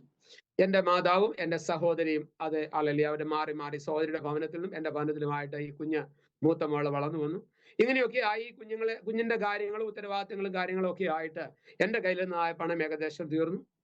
പിന്നെ അല്ലെങ്കിൽ അല്പസ്വല്പം പണം ഉണ്ടായിരുന്നത് കരുതിയാണ് ഡൽഹിയിൽ വന്നത്. 1 മാസം വാടക കൊടുക്കണം, ചിലവുണ്ട്, മോക്കടെ ചിലവുണ്ട്, വൈഫ്, ഞാന്. എൻ്റെ കയ്യിൽ നിന്ന് ഇങ്ങനെ കുറച്ച് പൈസ ഞാൻ ഇടുവാനിടയായി തീർന്നു. ഇട്ടിട്ട് ഏകദേശം ഒരു 1.5 വർഷം കഴിഞ്ഞപ്പോൾ, ശ്രദ്ധിച്ച് കേൾക്കണമേ, പത്രോസിന്റെ പടക് ശൂന്യമായതുപോലെ എല്ലാം അവസാനിച്ചു. ആ സമയത്ത് ഞാൻ ആകെ കൂടെ, എൻ്റെ ഓർമ്മ ശരിയാണെങ്കിൽ, ഒരു 7 ദിവസം വരെ ഞാൻ ഉപവസിച്ചിട്ടുണ്ടായിരുന്നുള്ളൂ മാക്സിമം. ആ സമയങ്ങളിൽ ഞാൻ ഒരു 7 ദിവസം വീണ്ടും ഉപവാസത്തിനും പ്രാർത്ഥനയ്ക്കുമായിട്ട് സമയം വേർതിരിച്ചു. ഞാൻ ഭാര്യയോട് പറഞ്ഞു, അതെ, അന്നേരത്ത് ഒരു കുട്ടിയുണ്ട്, മറ്റൊരു കുഞ്ഞ് അലലിയ എൻ്റെ ഓർമ്മ ശരിയാണെങ്കിൽ വൈഫ് ഗർഭവതിയായി കഴിഞ്ഞ് ഉള്ളതായ കാര്യമാണ്. എനിക്ക് തോന്നുന്നത് അയാളെ മോളും കൂടെ ആ സമയത്ത് ഉണ്ടായി. അപ്പൊ ഈ 2 കുഞ്ഞുങ്ങളെ വളർത്തിയെടുക്കണം. അതിന്റെ പിന്നിൽ മറ്റൊരു കാര്യം കൂടെ ഞാൻ പറയാൻ, അത് പിന്നീട് ഞാൻ പറയാം. ഇങ്ങനെ ഈ പ്രയാസങ്ങൾ വന്നപ്പോൾ 2 കുഞ്ഞുങ്ങൾക്കും മുലപ്പാൽ കൊടുക്കുവാൻ നിവൃത്തിയില്ല. മുലപ്പാലൊന്നും ഉണ്ടായിരുന്നില്ല. എൻ്റെ വൈഫിന്റെ സാക്ഷ്യം കേട്ട് കാണണം. TBD അസുഖം എൻ്റെ വൈഫിന് വന്നതിന് ശേഷം ഒരു മരണകരമായ സാഹചര്യത്തിലൂടെ കടന്നു പോകേണ്ടതായിട്ട് വന്നു. അവൾ അദ്ദേഹത്തിന്റെ വീട്ടിൽ പോയി. ഞാനിവിടെ ഉപവസിച്ച് പ്രാർത്ഥിച്ചുകൊണ്ടിരുന്നു. ദൈവം അലലിയ മരിച്ചു എന്ന് പറഞ്ഞതായ തലത്തില് എൻ്റെ ഇളയ മകളെ എനിക്ക് മടക്കി തന്നു. അങ്ങനെ അലലിയ ഡൽഹിയിൽ അത് വന്നതിന് ശേഷം എല്ലാം ശൂന്യമായ അനുഭവത്തിൽ ഞങ്ങൾ അങ്ങനെ 7 ദിവസം പ്രാർത്ഥന ഇരുന്നു. ഒരു നേരം അലലിയ വൈഫ് ആഹാരമൊക്കെ കഴിച്ച്, ഞങ്ങൾക്കും കഴിക്കാനായിട്ടുണ്ട്, എന്നാൽ അലലിയ ഞങ്ങൾ ഉപവാസത്തിനായിട്ടിരുന്നു. 6 ദിവസം ഇരുന്നിട്ടും പ്രത്യേകിച്ച് യാതൊരു മറുപടി ലഭിച്ചില്ല. 7ാം ദിവസം ആരാധന കഴിഞ്ഞു, എല്ലാവരും പോയി. ഞാൻ ആരാധനാലയത്തിൽ എഴുന്നേറ്റിട്ടില്ല. ഏകദേശം ഈ സമയം, ഇപ്പോൾ ഏകദേശം ഒരു 6:15 കഴിഞ്ഞ സമയം, ആ സമയമായപ്പോൾ ഒരു 2 സൈക്കിൾ റിക്ഷ താഴെ, വീടിന്റെ ഭവനത്തിന്റെ താഴെ വന്നു. ആ സമയത്ത് ബെല്ലടിച്ചു. ഞാൻ ചെന്ന് നോക്കി കഴിഞ്ഞപ്പോൾ ആരോ താഴെ വന്ന് വിളിക്കുന്നുണ്ട്. ഞാൻ വിചാരിച്ചു, ഒരു ദേവദാസനെ എന്നാ താഴേക്ക് വിളിക്കുന്നത്. ഞാൻ ഭാര്യയോട് പറഞ്ഞു, ആരോ വന്ന് വിളിക്കുന്നു, ചെന്ന് നോക്കാൻ പറഞ്ഞു. അപ്പോൾ ആൾക്കാർ ഇങ്ങനെ വിളിച്ചു. ഞാൻ താഴേക്ക് ഇറങ്ങി ചെന്നു. എന്നോട് പറഞ്ഞു, ഈ സാധനങ്ങളൊക്കെ ഒന്ന് മേപ്പോട്ട് വെക്കാൻ പറഞ്ഞു. ഞാനും വൈഫിനെ വിളിച്ചു. ഞങ്ങള് സാധനങ്ങളെല്ലാം കയറ്റി മേളിൽ വെച്ചു. അന്ന് 2nd ഫ്ലോറിലേക്കാണ്, സാധനങ്ങളെല്ലാം കയറ്റി വെച്ചു. അപ്പൊ ചോദിച്ചു, ഇത് എന്താണെന്ന് ചോദിച്ചു. പറഞ്ഞു, കഴിഞ്ഞ 3 ദിവസം മുമ്പ്, അതായത് ബുധനാഴ്ച ദിവസം മുതല് ദൈവാത്മാവിനോട് പറയാണ്, ബെന്നി എന്ന് പറയുന്നതായ ദൈവദാസന് വലിയ ബുദ്ധിമുട്ടിലായിരിക്കുന്നു, എന്തെങ്കിലും അവർക്ക് ആവശ്യമുള്ളത് വാങ്ങിക്കൊടുക്കണം. അവർ വീണ്ടും പ്രാർത്ഥിച്ചു. അങ്ങനെ ഒരു ദൈവദാസനെ അറിയത്തില്ല. അവർ ചില സഹോദരിമാരോട് സംസാരിച്ചു, അവർക്കും അറിഞ്ഞുകൂടാ. അതിനുശേഷം വീണ്ടും പ്രാർത്ഥിച്ചു. അതിനുശേഷം ആരോട് ചോദിച്ചു കഴിഞ്ഞപ്പോൾ ഒരു സഹോദരി പറഞ്ഞു, ബെന്നി എന്ന് പറഞ്ഞ ഒരു ദൈവദാസൻ ഇവിടെ ലാജുന്തിയിൽ വന്നിട്ടുണ്ട്. എന്നെ കൂടുതൽ പേർക്ക് അറിഞ്ഞുകൂടാ. ഞാനിവിടെ അങ്ങനെ വലിയ ഫേമസ് ആയ ദൈവദാസനൊന്നും ആയിരുന്നില്ല. അന്ന് വളരെ നല്ലപോലെ ഭാഷാശുദ്ധി ഇല്ലാത്ത ഒരു സമയമായിരുന്നു. എങ്കിലും കുറച്ച് ഹിന്ദിയൊക്കെ അറിയാം. ആ നിലയിലായിരിക്കുന്ന ഒരു മലയാളം ചർച്ച നടത്തുന്ന സമയം. ഈ സമയത്ത് ഇങ്ങനെ വിളിച്ച് ചോദിച്ചു കഴിഞ്ഞപ്പോൾ ഇങ്ങനെ അറിയാമെന്ന് പറഞ്ഞു. അതിനുശേഷം അവർ വീണ്ടും ദിവസത്തിൽ ഇരുന്ന് വെള്ളിയാഴ്ച ഇരുന്ന് പ്രാർത്ഥിച്ചിട്ട് പറഞ്ഞു, എന്താണ് ചെയ്യേണ്ടത്, എന്താണ് വാങ്ങിച്ചു കൊടുക്കേണ്ടത്, എന്താണ് ആഗ്രഹിക്കുന്നത്. ദൈവം പറഞ്ഞു, നിത്യേന ഉപയോഗ സാധനങ്ങൾ അവർക്ക് വേണ്ടത് വാങ്ങിച്ചു കൊടുക്കാൻ പറഞ്ഞു. അങ്ങനെ ആ സഹോദരി ഈ സഹോദരിയെയും കൂട്ടി ഞങ്ങളുടെ സഭയില് കൂടുന്നതായ ഒരു സഹോദരിയാണ് കണ്ടുമുട്ടിയത്. അങ്ങനെ ആ മാമയെ കൂട്ടിക്കൊണ്ട് അവിടെ വന്ന് ഇങ്ങനെ പറഞ്ഞിട്ടാണ് ഈ സാധനങ്ങൾ കൊണ്ടുവന്നെന്ന് പറഞ്ഞു. ആ സമയത്ത് ശ്രദ്ധിക്കണമേ, അതുവരെ എൻ്റെ വൈഫ് ശുശ്രൂഷയോട് അത്രമാത്രം ഒരു താല്പര്യം കാണിച്ചിരുന്നില്ല. ശുശ്രൂഷ ഇത്രമാത്രം ബുദ്ധിമുട്ടും പ്രതികൂലവും പ്രയാസവും വിശപ്പും ദാഹവും ഒക്കെ സഹിക്കേണ്ടതായിട്ടുള്ള ഒരു അനുഭവമാണെന്നുള്ളത് ഒരിക്കലും അവൾ പ്രതീക്ഷിച്ചിരുന്നില്ല. തൻ്റെ സഹോദരിയുടെ ഭർത്താവ് ശുശ്രൂഷയിലായിരുന്നു. അവരെ ബൈക്കിന്റെ മുകളിൽ ഇരിക്കുന്നു, കൈയിട്ട് യാത്ര ചെയ്യുന്നു. അങ്ങനെയുള്ളതായ പുറമേ നിന്ന് ശുശ്രൂഷയിൽ കാണുന്ന ഒരു കാര്യമാണ് അവർ കണ്ടിട്ടുള്ളത്. കാരണം അവരും വളരെ ചെറുപ്പത്തിൽ ഡൽഹി പഠനത്തിലേക്ക് വന്നതായ ഒരു സഹോദരിയായിരുന്നു. വചനത്തെക്കുറിച്ച് ഒരു ആഴമേറിയ അറിവോ സുവിശേഷ വേലയ്ക്കുള്ള കാഴ്ചപ്പാടോ ഒന്നും ഉണ്ടായിരുന്നില്ല. എന്നാൽ അല്ലെങ്കിൽ ഒരു വിശ്വാസി എന്നുള്ളതായ ഒരു മാത്രം ഒരു ആ തലത്തിലായിരുന്നു. അതാ സാക്ഷ്യത്തിലൂടെ നിങ്ങൾ അത് കേൾക്കുമ്പോൾ മനസ്സിലാകും. എന്നാൽ ഈ സമയത്ത് ഇത് വന്ന് ഞാൻ ഇങ്ങനെ പറഞ്ഞപ്പോൾ വാസ്തവത്തിൽ ഞങ്ങൾ കരഞ്ഞുപോയി. അങ്ങനെ ഞങ്ങൾ പറഞ്ഞു, ഞങ്ങൾ ഇങ്ങനെ പ്രാർത്ഥിച്ചുകൊണ്ടിരിക്കുകയായിരുന്നു എന്ന് പറഞ്ഞു. ഞാൻ നോക്കുമ്പോൾ ഈ സാധന ചാക്കുകളെല്ലാം ഞാൻ അടിച്ചു നോക്കുമ്പോൾ ഞാൻ പറയട്ടെ, ഇങ്ങനെ പറയാം, 3 മാസം ഞങ്ങൾക്ക് വേണ്ടുന്ന സകല സാധനങ്ങളും, അതിനകത്ത് അരി, ആട്ട, പഞ്ചസാര, തേയില, എല്ലാ തരത്തിലുള്ളതായ ദാല് ഐറ്റംസ്, ഫുഡിന് വേണ്ട എല്ലാ കാര്യങ്ങളും, മാത്രമല്ല പാല്, ബിസ്ക്കറ്റ്, ഈ കുഞ്ഞുങ്ങൾക്ക് കൊടുക്കാൻ പോലും ഒന്നുമില്ലാത്തൊരു സമയമാണ്. അതായത് പുല്ല്, അന്ന് നാട്ടിൽ നിന്ന് കൊണ്ടുവന്ന പുല്ല് അരച്ചു കൊടുക്കും. ഒരു നേരം കൊടുക്കും, രണ്ടാമത്തെ നേരമാകത്തേക്കും അത് ഛർദ്ദിക്കും. വീണ്ടും അത് കുറച്ച് മണിക്കൂർ കഴിയുമ്പോൾ അത് കൊടുക്കും. വീണ്ടും ഇത് തന്നെ കുറച്ച് കഴിക്കും. മറ്റൊന്നും കൊടുക്കാൻ നിവൃത്തിയില്ല. ഒരു പാല് വാങ്ങിച്ചു കൊടുക്കാൻ, ഒരു ബിസ്ക്കറ്റ് ഒരു പാലിൽ മുക്കി കൊടുക്കാനായിട്ട് ഒന്നുമില്ലാത്തത്. വെള്ളത്തിനകത്ത് പുല്ലരി അരച്ച് കൊടുത്ത എത്ര നേരം ഒരു കൊച്ചിന് കഴിക്കാൻ കഴിയും? അതിനകത്ത് 5 വയസ്സുള്ള കൊച്ചുമുണ്ട്, അത് ഏകദേശം മാസങ്ങൾ മാത്രം പ്രായമായ കൊച്ചുമുണ്ട്. ഈ ഒരു പ്രത്യേക സാഹചര്യത്തിൽ അങ്ങനെ എല്ലാ സാധനങ്ങളും കൊണ്ടുവന്ന് ആയിരിക്കുമ്പോൾ വാസ്തവത്തിൽ നെഞ്ച് പൊട്ടി കരഞ്ഞു പോകുന്നതായ ഒരു അനുഭവം ഉണ്ടായി. മാത്രമല്ല, ഞാൻ പറയട്ടെ, അവർക്ക് ഒരു ഗ്ലാസ് ചായ കൊടുക്കുവാൻ ഞങ്ങൾക്ക് ഇല്ലാത്ത സമയം. ആ സമയത്താണ് പാലും ബിസ്ക്കറ്റും എല്ലാം കൊണ്ടുവന്നത്. അതെ പഞ്ചസാര, എല്ലാ സാധനങ്ങളും അവർക്കും ചായ ഇട്ട് കൊടുത്തു. പോകാൻ നേരത്തെ ഞാൻ പറയട്ടെ, 500 രൂപയും എൻ്റെ കരുത്തിനകത്ത് എടുത്തു തന്നു. 500 രൂപ എന്ന് പറഞ്ഞാൽ അന്നത്തെ ഒരു വലിയ കാര്യമാണ്. ഇന്നത്തെ ഒരു 10 3000 4000 രൂപയുടെ വില വരും. ആ നിലയിൽ 500 രൂപ എൻ്റെ കരത്തിൽ തന്നിട്ട് പോയി. അന്നേരത്ത് അവർ പോയപ്പോൾ എൻ്റെ ഭാര്യ ഞങ്ങളുടെ ചർച്ചിന്റെ മുമ്പിലേക്ക് നീങ്ങി നിന്നിട്ട് പറയാണ്, അച്ചായ, ഏലിയാവിന്റെ ദൈവം ജീവിക്കുന്നു എന്ന് ഇന്ന് ഞാൻ മനസ്സിലാക്കുന്നു. അന്നത്തെ ഏലിയാവിന്റെ ദൈവം ഇന്നും ജീവിക്കുന്നു. ആ ദൈവത്തിന് ഇന്നും നടത്തുവാൻ തക്കവണ്ണം കഴിയുമെന്ന് ആദ്യമായിട്ട് ശുശ്രൂഷയുള്ള ബന്ധത്തില് എന്നോടൊരു സഹകരണ മനോഭാവത്തോടുകൂടെ, ശുശ്രൂഷയിലുള്ളതായ സഹകരണ മനോഭാവത്തോടെ പറയുവാൻ തക്കവണ്ണം ഇടയാത്തിരുന്നു. മാത്രമല്ല, അന്ന് അവളെ കർത്താവിന്റെ വേലയ്ക്ക് വേണ്ടി ഞാൻ വിചാരിക്കുന്നത് അന്നൊരു സമർപ്പണത്തിലേക്ക് നയിക്കപ്പെടുകയായിരുന്നു എന്ന് മനസ്സിലാക്കുവാനിടയായിത്തീർന്നു. ഇതൊരു വലിയ കാര്യമാണ്. ഇനി മുമ്പോട്ട് പോകുന്നത് സുവിശേഷ വിരോധികളാലുള്ളതായ പീഡനത്തിന്റെ ഒരു വസ്തുതയാണ് പറയുവാൻ പോകുന്നത്. അത് ശ്രദ്ധയോടെ കേൾക്കുക. ഇളയ കുഞ്ഞിന് ഞാൻ പറഞ്ഞല്ലോ, മൂത്ത കുഞ്ഞ് ജനിച്ചു. അത് വളരെ ക്രിട്ടിക്കൽ ഒരു സാഹചര്യത്തിലൂടെയാണ് ജനിച്ചത്. എങ്കിലും ദൈവം ഒരു ദോഷവും വരുത്താതെ നൽകി തന്നു. രണ്ടാമത്തെ കുഞ്ഞ് ഒന്നെങ്കിൽ കുഞ്ഞ്, അതല്ലെങ്കിൽ ഭാര്യ, ഇതേതെങ്കിലും ഒന്ന്. കാരണം ടിബിയുടെ അസുഖമെന്ന് വളരെ കൂടുതലായി ഡോക്ടർമാര് ചികിത്സിക്കത്തില്ല എന്ന് പറഞ്ഞ് ആ ഒരു പ്രത്യേക സാഹചര്യത്തില് ഡോക്ടർമാര് മെഡിസിൻ കൊടുക്കാതിരിക്കുമ്പോഴും എൻ്റെ അമ്മായിയപ്പൻ ഇന്നും ജീവനോടെ ഇരിക്കുന്നു. വളരെ ഒരു വാർദ്ധക്യ സഹജ ക്ഷീണവും വളരെ ക്യാൻസർ ബാധിച്ച വളരെ ഒരു പ്രത്യേക അവസ്ഥയിലായിരിക്കുന്നു. ഞങ്ങൾ വരുന്ന ആഴ്ചയിൽ ദൈവം അനുവദിച്ചാൽ നാട്ടിലേക്ക് കടന്നു പോകാനും കാണുവാനും ഒക്കെ ആയിട്ടിരിക്കുന്നു.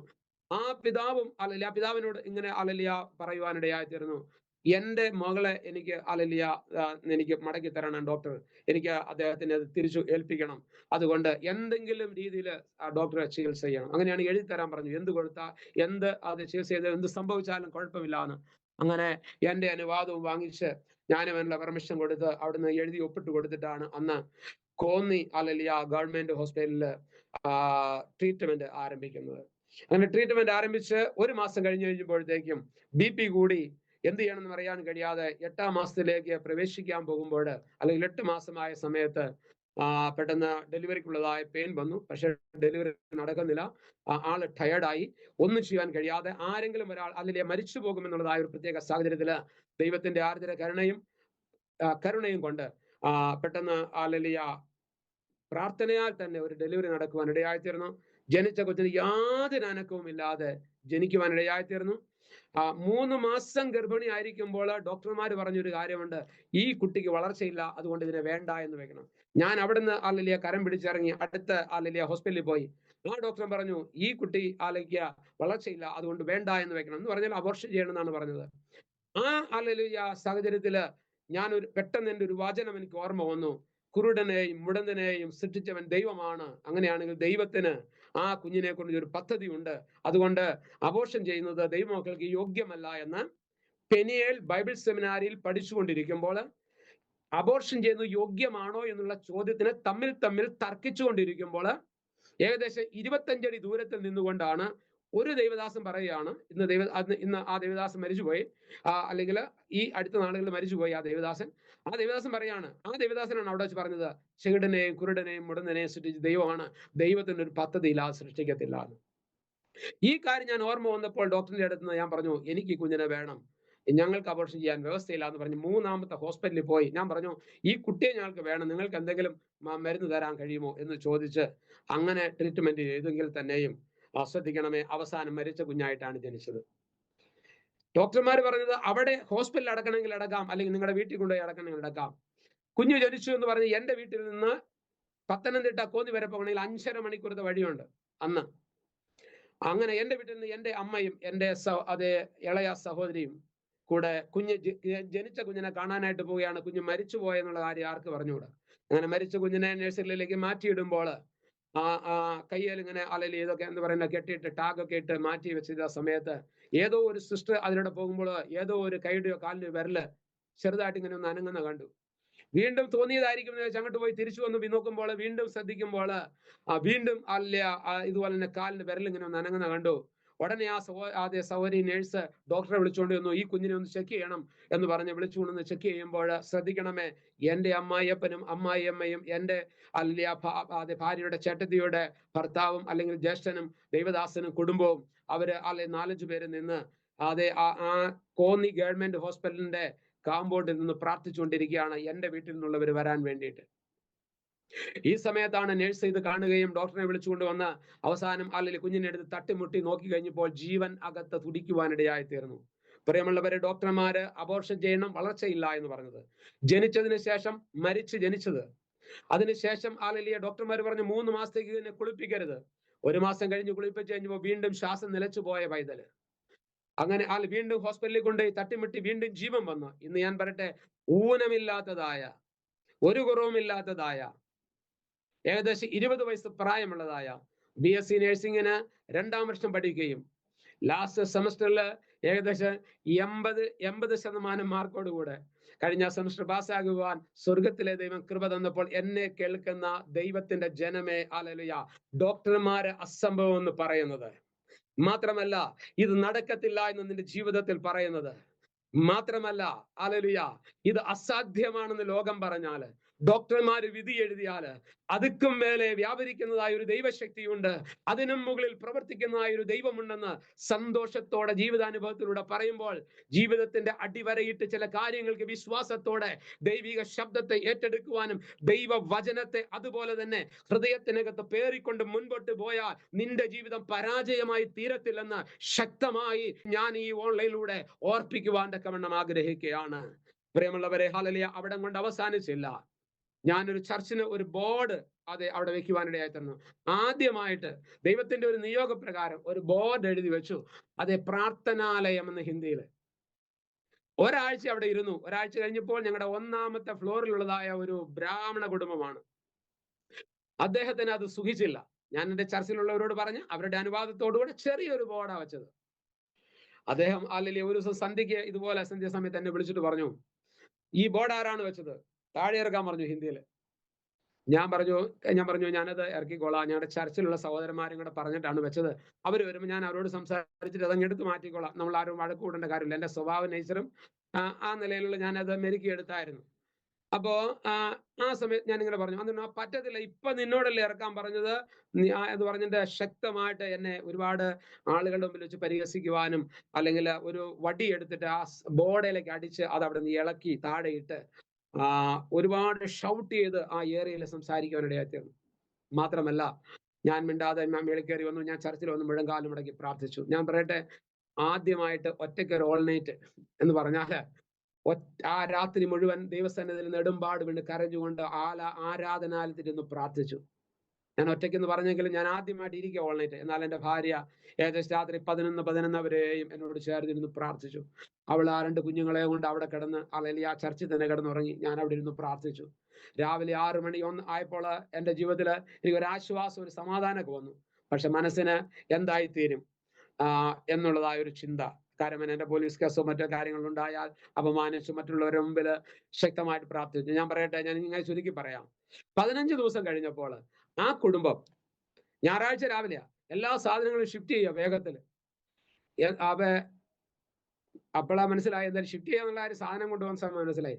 പെട്ടെന്ന് ആളുകൾ ഇങ്ങനെ പറഞ്ഞു, അവസാനം അവരുടെ മാതാവ് അടുത്ത് വന്നിട്ട് പറഞ്ഞു, ഞങ്ങൾ നിങ്ങളോട് വളരെ തെറ്റായിട്ട് പെരുമാറി, ക്ഷമിക്കണം, ഞങ്ങൾ ഇവിടുന്ന് പോകുവാണ്, എന്തെങ്കിലും ലെറ്റർ വന്നാൽ ഇവിടെ വാങ്ങിച്ചു വച്ചേക്കണം, അതുപോലെ തന്നെ നിങ്ങളുടെ ബോർഡ് ഞങ്ങൾ വച്ചായിരുന്നു, അത് തിരിച്ചു തരികയാണ് എന്ന് പറഞ്ഞ് അത് തിരിച്ചു തന്നു. ഞാൻ പറഞ്ഞു കുഴപ്പമൊന്നുമില്ല എന്ന് പറഞ്ഞു. പിന്നത്തേലും മനസ്സിലായി എന്താണ് സംഭവിച്ചതെന്ന് ചോദിച്ചപ്പോൾ ഒരു പുതിയ കാറ് മേടിച്ചു. അവര് കാറ് മേടിച്ചിട്ട് ഗല്ലിയിൽ പാർക്ക് ചെയ്തു. ഒരാഴ്ച കഴിഞ്ഞപ്പോഴത്തേക്കും പിള്ളേരാരോ ബോൾ കളിച്ചിട്ട് ക്രിക്കറ്റ് ബോൾ കണ്ടു വന്ന് അത് പൊട്ടിപ്പോയി. പുതിയ കാറിന്റെ ചില്ല് അത് പൊട്ടി. അതിന് അന്നത്തെ ഒരു നല്ല പൈസ മുടക്കി അത് വാങ്ങിച്ചു. പിന്നെ അദ്ദേഹം ഒരാഴ്ച കഴിഞ്ഞപ്പോൾ പിന്നെ അവിടെ ചെന്ന് പാർക്ക് ചെയ്തു, ഓഫീസിന്റെ ഫ്രണ്ടിൽ അവിടെ ഇല്ലീഗലായിട്ട്. അത് പോലീസുകാരെ എടുത്തുകൊണ്ട് പോയി. അവസാനം പോലീസ് സ്റ്റേഷനിൽ കൊണ്ടുവന്ന് കംപ്ലൈന്റ് കൊടുത്തു, മോഷണം പോയെന്ന് പറഞ്ഞു. അത് പോലീസുകാർക്ക് വളരെ ഇറിറ്റേഷൻ ആയി തീർന്നു. ഇല്ലീഗലായിട്ട് പാർക്ക് ചെയ്തിട്ട് നോ പാർക്കിങ്ങിൽ പാർക്ക് ചെയ്തുകൊണ്ടാണ് എടുത്തുകൊണ്ട് പോയത്. അതിനുശേഷം എന്ത് ചെയ്യുന്നറിയാമോ? അതുകൊണ്ട് പോലീസുകാര് അതിന്റെ ദേഷ്യം കൊണ്ട് അവരുടെ മേലെ തീർത്ത് കുറേയും കൂടെ പണം പെറ്റി കൂടുതൽ അടിച്ച് അത് അവരെ മാനസികമായ സംഘർഷം ഉണ്ടാക്കി.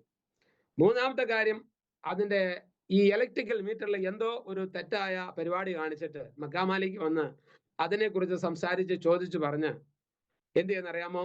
അദ്ദേഹത്തിന്റെ ചെവിക്ക് എന്ത് ചെയ്തു? ചെവിക്കല്ലിന് അദ്ദേഹം മക്കാമാലിക്ക് അടിച്ചു.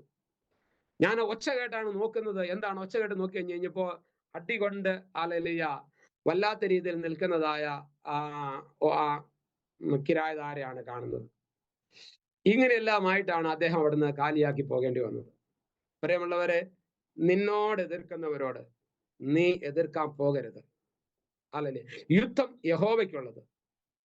നമ്മൾ മറുപടി പറയാനും, നമ്മൾ എതിർക്കാനും, അവരെ അപമാനിക്കാനും, അവർക്കെതിരെ ശബ്ദമുയർത്താനും പോകാതിരുന്നാൽ നമുക്ക് വേണ്ടി പ്രവർത്തിക്കുന്ന ഒരു നല്ല സ്നേഹസഖിയായ ഒരു വക്കീല് നമുക്ക് വേണ്ടി സ്വർഗത്തിലുണ്ട്. ആ കാര്യം പറഞ്ഞ് ഞാൻ മുമ്പോട്ട് പോകട്ടെ. പിന്നീട് ഒരിക്കൽ അതേ സ്ഥലത്ത് വെച്ച് ആരാധിച്ചുകൊണ്ടിരിക്കുമ്പോൾ 21 ദിവസം ഉപവാസ പ്രാർത്ഥന, അതുവരെയും 21 ദിവസം ഉപവാസ പ്രാർത്ഥന നടത്തിയിട്ടില്ല. ഉപവാസ പ്രാർത്ഥന 21ാമത്തെ ദിവസം ഞായറാഴ്ച.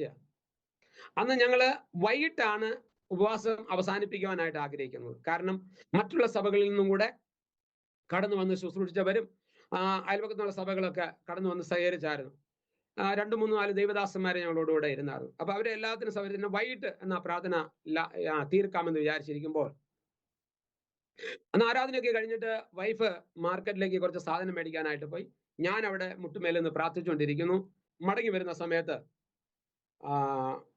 ഈ മദ്യപാനിയായിട്ടുള്ള വ്യക്തി അവിടെ കുറച്ച് വെള്ളം വീഴുന്നുണ്ടായിരുന്നു മുകളിൽ നിന്ന്. അത് ഞങ്ങളുടെ തന്നെ മക്കാമാലിക്ക് അവിടെ ബാത്റൂമിൽ എന്തോ വർക്ക് നടത്തിയിട്ട് അവിടുന്ന് വെള്ളം വീഴുന്നതാണ്. ആ സമയത്ത് ഇദ്ദേഹം വന്നിട്ട് വെള്ളം വീഴുന്നതിന്റെ കാര്യം ചോദിച്ചു എന്നെ വിളിച്ചു. അപ്പൊ ഞാൻ ആദ്യം പ്രാർത്ഥിച്ചുകൊണ്ടിരിക്കുകയായിരുന്നു. ഞാൻ എഴുന്നേറ്റ് പോകാനായിട്ട് എനിക്ക് മനസ്സ് തോന്നിയില്ല. ഞാൻ ചെന്ന് കഴിഞ്ഞപ്പോൾ ഈ വെള്ളം വീഴുന്നത് എങ്ങനെയാണ് എന്ന് പറഞ്ഞു. ഞാൻ പറഞ്ഞു അത് ഞങ്ങളല്ല, മക്കമാലിക്കാണ് അത് കാര്യങ്ങൾ ചെയ്യിപ്പിക്കുന്നതെന്ന്. മക്കമാലിക്കൻ നമ്പർ തരാൻ പറഞ്ഞു. അപ്പൊ മക്കമാലിക്കൻ നമ്പർ എൻ്റെ കയ്യിലില്ല. ഫോൺ അന്ന് ഒരു ചെറിയ മൊബൈൽ ഉള്ളത് ചാർജ് ചെയ്യിപ്പിക്കാനായിട്ട് കൊണ്ടുപോയിരിക്കുകയായിരുന്നു. അപ്പൊ എനിക്ക് കാണാതെ നമ്പർ അറിഞ്ഞുകൂടാ. അപ്പൊ ഞാൻ പറഞ്ഞു എൻ്റെ കയ്യിൽ ഇപ്പൊ ഫോണില്ല എന്ന് പറഞ്ഞു. അദ്ദേഹം സമ്മതിച്ചില്ല. അദ്ദേഹം എന്നെ ഒരുപാട് ഷൗട്ട് ചെയ്യും, ഇവിടെ ഒച്ചപ്പാടാണ്, അത് പ്രാർത്ഥന നടക്കുകയാണ് എന്ന് പറഞ്ഞ് ആ നിലയിൽ പ്രാർത്ഥനയ്ക്ക് ആരാധനയ്ക്കെതിരെ ആയിട്ട് ഒരുപാട് സംസാരിക്കുകയും, ഞാൻ എന്ത് ചെയ്തു, ഞാൻ മദ്യപിച്ച ഒരാളോട് സംസാരിക്കാൻ താല്പര്യമില്ല, അതുകൊണ്ട് ഞാൻ എന്ത് ചെയ്തു, ഞാൻ മടങ്ങിപ്പോയി അവിടുന്ന് പ്രാർത്ഥിച്ചുകൊണ്ടിരുന്നു. എന്നെ ശക്തമായിട്ട് വീണ്ടും വിളിച്ചു, ചീത്ത വിളിക്കുന്നു, അസഭ്യം പറയാൻ തുടങ്ങി, അദ്ദേഹം മദ്യപിച്ചിരിക്കുന്നു. ഞാൻ ഒന്നും കേൾക്കാൻ പോയില്ല, ഞാൻ അങ്ങോട്ട് പ്രാർത്ഥിച്ചുകൊണ്ടിരുന്നു. ഇടയ്ക്ക് എന്നാലും ഇങ്ങനെ കണ്ണു തുറന്ന് നോക്കുമായിരുന്നു അദ്ദേഹം ഇങ്ങോട്ട് കയറി വരുന്നുണ്ടോന്ന്. അപ്പോൾ വാതിൽ തുറന്നിട്ടിരിക്കുക. അപ്പോ അദ്ദേഹം അവിടുന്ന് ഷൗട്ട് ചെയ്ത് കയറി വന്ന് ഈ ഒരുപാട് ഒച്ചപ്പാടും ബഹളം ഉണ്ടായപ്പോ മേളിൽ നിന്ന് ഒരു സഹോദരൻ ഇറങ്ങി വന്നിട്ട്, സഹോദരൻ എന്ന് വെച്ചിട്ട് വിശ്വാസിയല്ല, മറ്റു മതത്തിൽ വിശ്വസിക്കുന്നതാ, ഇവിടെ എന്തിനാണ് പറഞ്ഞ സൗണ്ട് ഉണ്ടാക്കണമെന്ന് ചോദിച്ചപ്പോൾ നീ ആരാണ് ചോദിക്കാന്ന് ചോദിച്ചാൽ അവന്റെ കഴുത്തിന് കയറി പിടിക്കാനായിട്ട് തുടങ്ങി ഈ മദ്യപാനിയായ വ്യക്തി. ആ പയ്യൻ എന്ത് ചെയ്യുന്ന അറിയാമോ, 2-3-4 അടി കൊടുത്ത് ഒരു ചവിട്ടും കൊടുത്ത് ഈ വാതിലിന്റെ വെളിയിലേക്ക് തള്ളിയിട്ടു. അദ്ദേഹം ഗല്ലി കിടന്ന് ഉരുണ്ട് കരഞ്ഞിട്ട് ഒരു 10 കുറേ ആളുകളെ അവിടെ കൂട്ടി. അതായത് ഒരു നിമിഷ നേരത്തിനകത്ത് ഒരു 10-200ഓളം ആളുകൾ കൂടി വളരെ ഉപദ്രവിക്കുമെന്നുള്ളതായ ഒരു തലത്തിലേക്ക് വന്നു. ആ സമയത്ത് സംഭവിച്ചതായ കാര്യം, എന്തായാലും എന്റെ ചർച്ചിൽ നിന്നുള്ളതായ ഒരു സഹോദരി പെട്ടെന്ന് കടന്നു വന്ന് എന്താണ് ഇവിടെ ആൾക്കാർ കൂടിയെന്നൊക്കെ ചോദിച്ച് ഉപദ്രവിക്കാതെ, അതായത് എന്നെ ഉപദ്രവിക്കണം, അദ്ദേഹത്തെ അടിച്ചതായ വ്യക്തിയെ ഉപദ്രവിക്കണം, അതിനായിട്ട് അവര് ഹല്ലേലൂയ നിൽക്കുമ്പോൾ തന്നെയും ഞങ്ങളുടെ ചർച്ചിലുള്ള ഒരു അമ്മാമ്മ കടന്നു വന്നു. ആ അമ്മാമ്മയുടെ ഭവനത്തിലാണ് വാസ്തവത്തിൽ ഈ പ്രാർത്ഥന ആദ്യം ആരംഭിച്ചു. പിന്നത്തേൽ അവർ ഭവനം വാങ്ങിച്ച് മറ്റൊരു സ്ഥലത്തേക്ക് ഒരു 3 കിലോമീറ്റർ ദൂരത്തേക്ക് പോയി. ഈ സമയത്ത് കടന്നു വന്ന് എന്തായാലും ആ അമ്മാമ്മ കടന്നു വന്ന് അവരോട് ചോദിച്ചു, ഞങ്ങളുടെ ദേവദാസ് ഉപവാസ പ്രാർത്ഥനയിലാണ്, ദേശത്തിന് വേണ്ടി, പോലീസുകാർക്ക് വേണ്ടി, രാജ്യത്തിന് വേണ്ടി, നാടിന് വേണ്ടി പ്രാർത്ഥിക്കുകയാണ്. അദ്ദേഹം മദ്യപാനിയോട് സംസാരിക്കാറില്ല, അതുകൊണ്ടാണ്, അല്ലാതെ അദ്ദേഹം തെറ്റൊന്നും ചെയ്തിട്ടില്ല എന്ന് പറഞ്ഞു. അങ്ങനെ പിന്നെ പോലീസുകാരെ വിളിച്ചു, ഇവിടെ ബോർഡ് വെച്ചിരിക്കുന്നു, അല്ലെങ്കിൽ ഇങ്ങനെയുള്ളതായ പല കാര്യങ്ങൾ സൗണ്ട് ഉണ്ടാക്കുന്നു എന്നൊക്കെ പറഞ്ഞു. പിന്നെ എന്തായാലും മക്കമാലിക്കനെ വിളിച്ച് കാര്യം എന്തായിരുന്നു അവിടെ വെച്ച് സോൾവ് ആയി. ആ സമയത്ത് ഉപദ്രവിച്ചില്ല. അങ്ങനെ ഒരു പ്രശ്നം ഉണ്ടായി. അവസാനം ഹല്ലേലൂയ ഉപദ്രവം ഉണ്ടായ കാര്യം കൂടെ ഞാൻ വേഗത്തിൽ പറഞ്ഞ് അവസാനിപ്പിക്കുവാനായിട്ട് ആഗ്രഹിക്കുകയാണ്. ക്ഷമയോടെ കാത്തിരിക്കണമേ. അതായത് ശക്തമായ ഹല്ലേലൂയ പ്രശ്നങ്ങളുടെ മധ്യത്തിലൂടെ ഞാൻ കടന്നുപോയി. എന്ന് പറയാം, ക്രിസ്മസിന്റെ പ്രോഗ്രാം ക്രമീകരിച്ചിരിക്കുകയാണ്. എന്നെ നേരത്തെ അവിടെ പ്രോഗ്രാമിന് വേണ്ടി അവിടെ ചെന്ന് അറ്റൻഡ് ചെയ്യാനായിട്ട് വിളിച്ചിരുന്നു. എന്റെ കൂടെ ഒരു ദേവദാസനെ ക്ഷണിച്ചിരുന്നു. ആ ദേവദാസൻ എന്നെ കാണാനായിട്ട് വന്ന് അത് മറ്റൊരു മീറ്റിങ്ങിന്റെ നോട്ടീസ് തന്ന് എന്റെ വൈഫ് 2 പേർക്കും ആഹാരം ഞങ്ങൾക്ക് ഉണ്ടാക്കി തന്ന് ഈ ആഹാരം കഴിച്ചിട്ട് 2 ബസ് മാറി കയറി ഓട്ടോ വിളിച്ച് ഈ നജവട്ട് എന്ന് പറയുന്നതായ ആ സ്ഥലത്തിന്റെ പേര് കാളിപ്യാവു എന്നാണ് ആ ബസ് സ്റ്റോപ്പ്. അവിടെ ഇറങ്ങി കഴിഞ്ഞപ്പോൾ റോഡ് ക്രോസ് ചെയ്ത് ഒരു പോക്കറ്റ് റോഡിലേക്ക് കയറുമ്പോൾ ഞങ്ങൾ 2 ദേവദാസന്മാരാണ്. അപ്പോ കുറെ പേര് അവിടെ കൂടി നിൽക്കുന്നു. അപ്പൊ ഞങ്ങൾ അവരെ ക്രോസ് ചെയ്ത് അങ്ങോട്ട് പോയപ്പോൾ പുറയുന്ന ഹലോ എന്ന് പറഞ്ഞിട്ട് വിളിച്ചു. ഓ ബായ് എന്ന് പറഞ്ഞു. അപ്പൊ ഞങ്ങൾ അവിടെ നിന്നു. ഞാൻ പുറത്തോട്ട് തിരിഞ്ഞു നോക്കിയപ്പോ ഞാൻ പറഞ്ഞു, നമ്മുടെ ആൾക്കാരല്ല, നമുക്ക് അങ്ങ് പോയേക്കാം. ഞങ്ങൾ 2 അടി മുമ്പോട്ട് വെച്ച് പോകാൻ നേരത്തെ വീണ്ടും വിളിച്ചു. ഞങ്ങൾ അവിടെ തന്നെ നിന്നു. അപ്പൊ ഞങ്ങളുടെ വന്ന് ചുറ്റ് റൗണ്ടിൽ അങ്ങ് നിന്നു. ഇവിടെ ചോദിച്ചു, നിങ്ങൾ എവിടെ പോവാന്ന് ചോദിച്ചു. ഞങ്ങൾ പറഞ്ഞു, ക്രിസ്മസ് പ്രോഗ്രാം കാണാനായിട്ട് പോകുകയാണ്. നിന്റെ പേരെന്താന്ന് ചോദിച്ചു. അപ്പൊ എന്റെ കൂടെയുള്ള ദേവദാസൻ പറഞ്ഞു, എന്റെ പേര് ചെറിയാൻ കേസി എന്നാണ് പറഞ്ഞു. എന്നോട് ചോദിച്ചു, നിന്റെ പേരെന്താന്ന് ചോദിച്ചു. ഞാൻ പറഞ്ഞു, എന്റെ പേര് ബെന്നി എന്നാണ് പറഞ്ഞു. അപ്പൊ എന്നോട് ചോദിച്ചു, നിന്നെ കണ്ടിട്ട് മതപരിവർത്തനം ചെയ്യപ്പെട്ട വ്യക്തിയാണല്ലോ എന്ന് തോന്നുന്നു പറഞ്ഞു.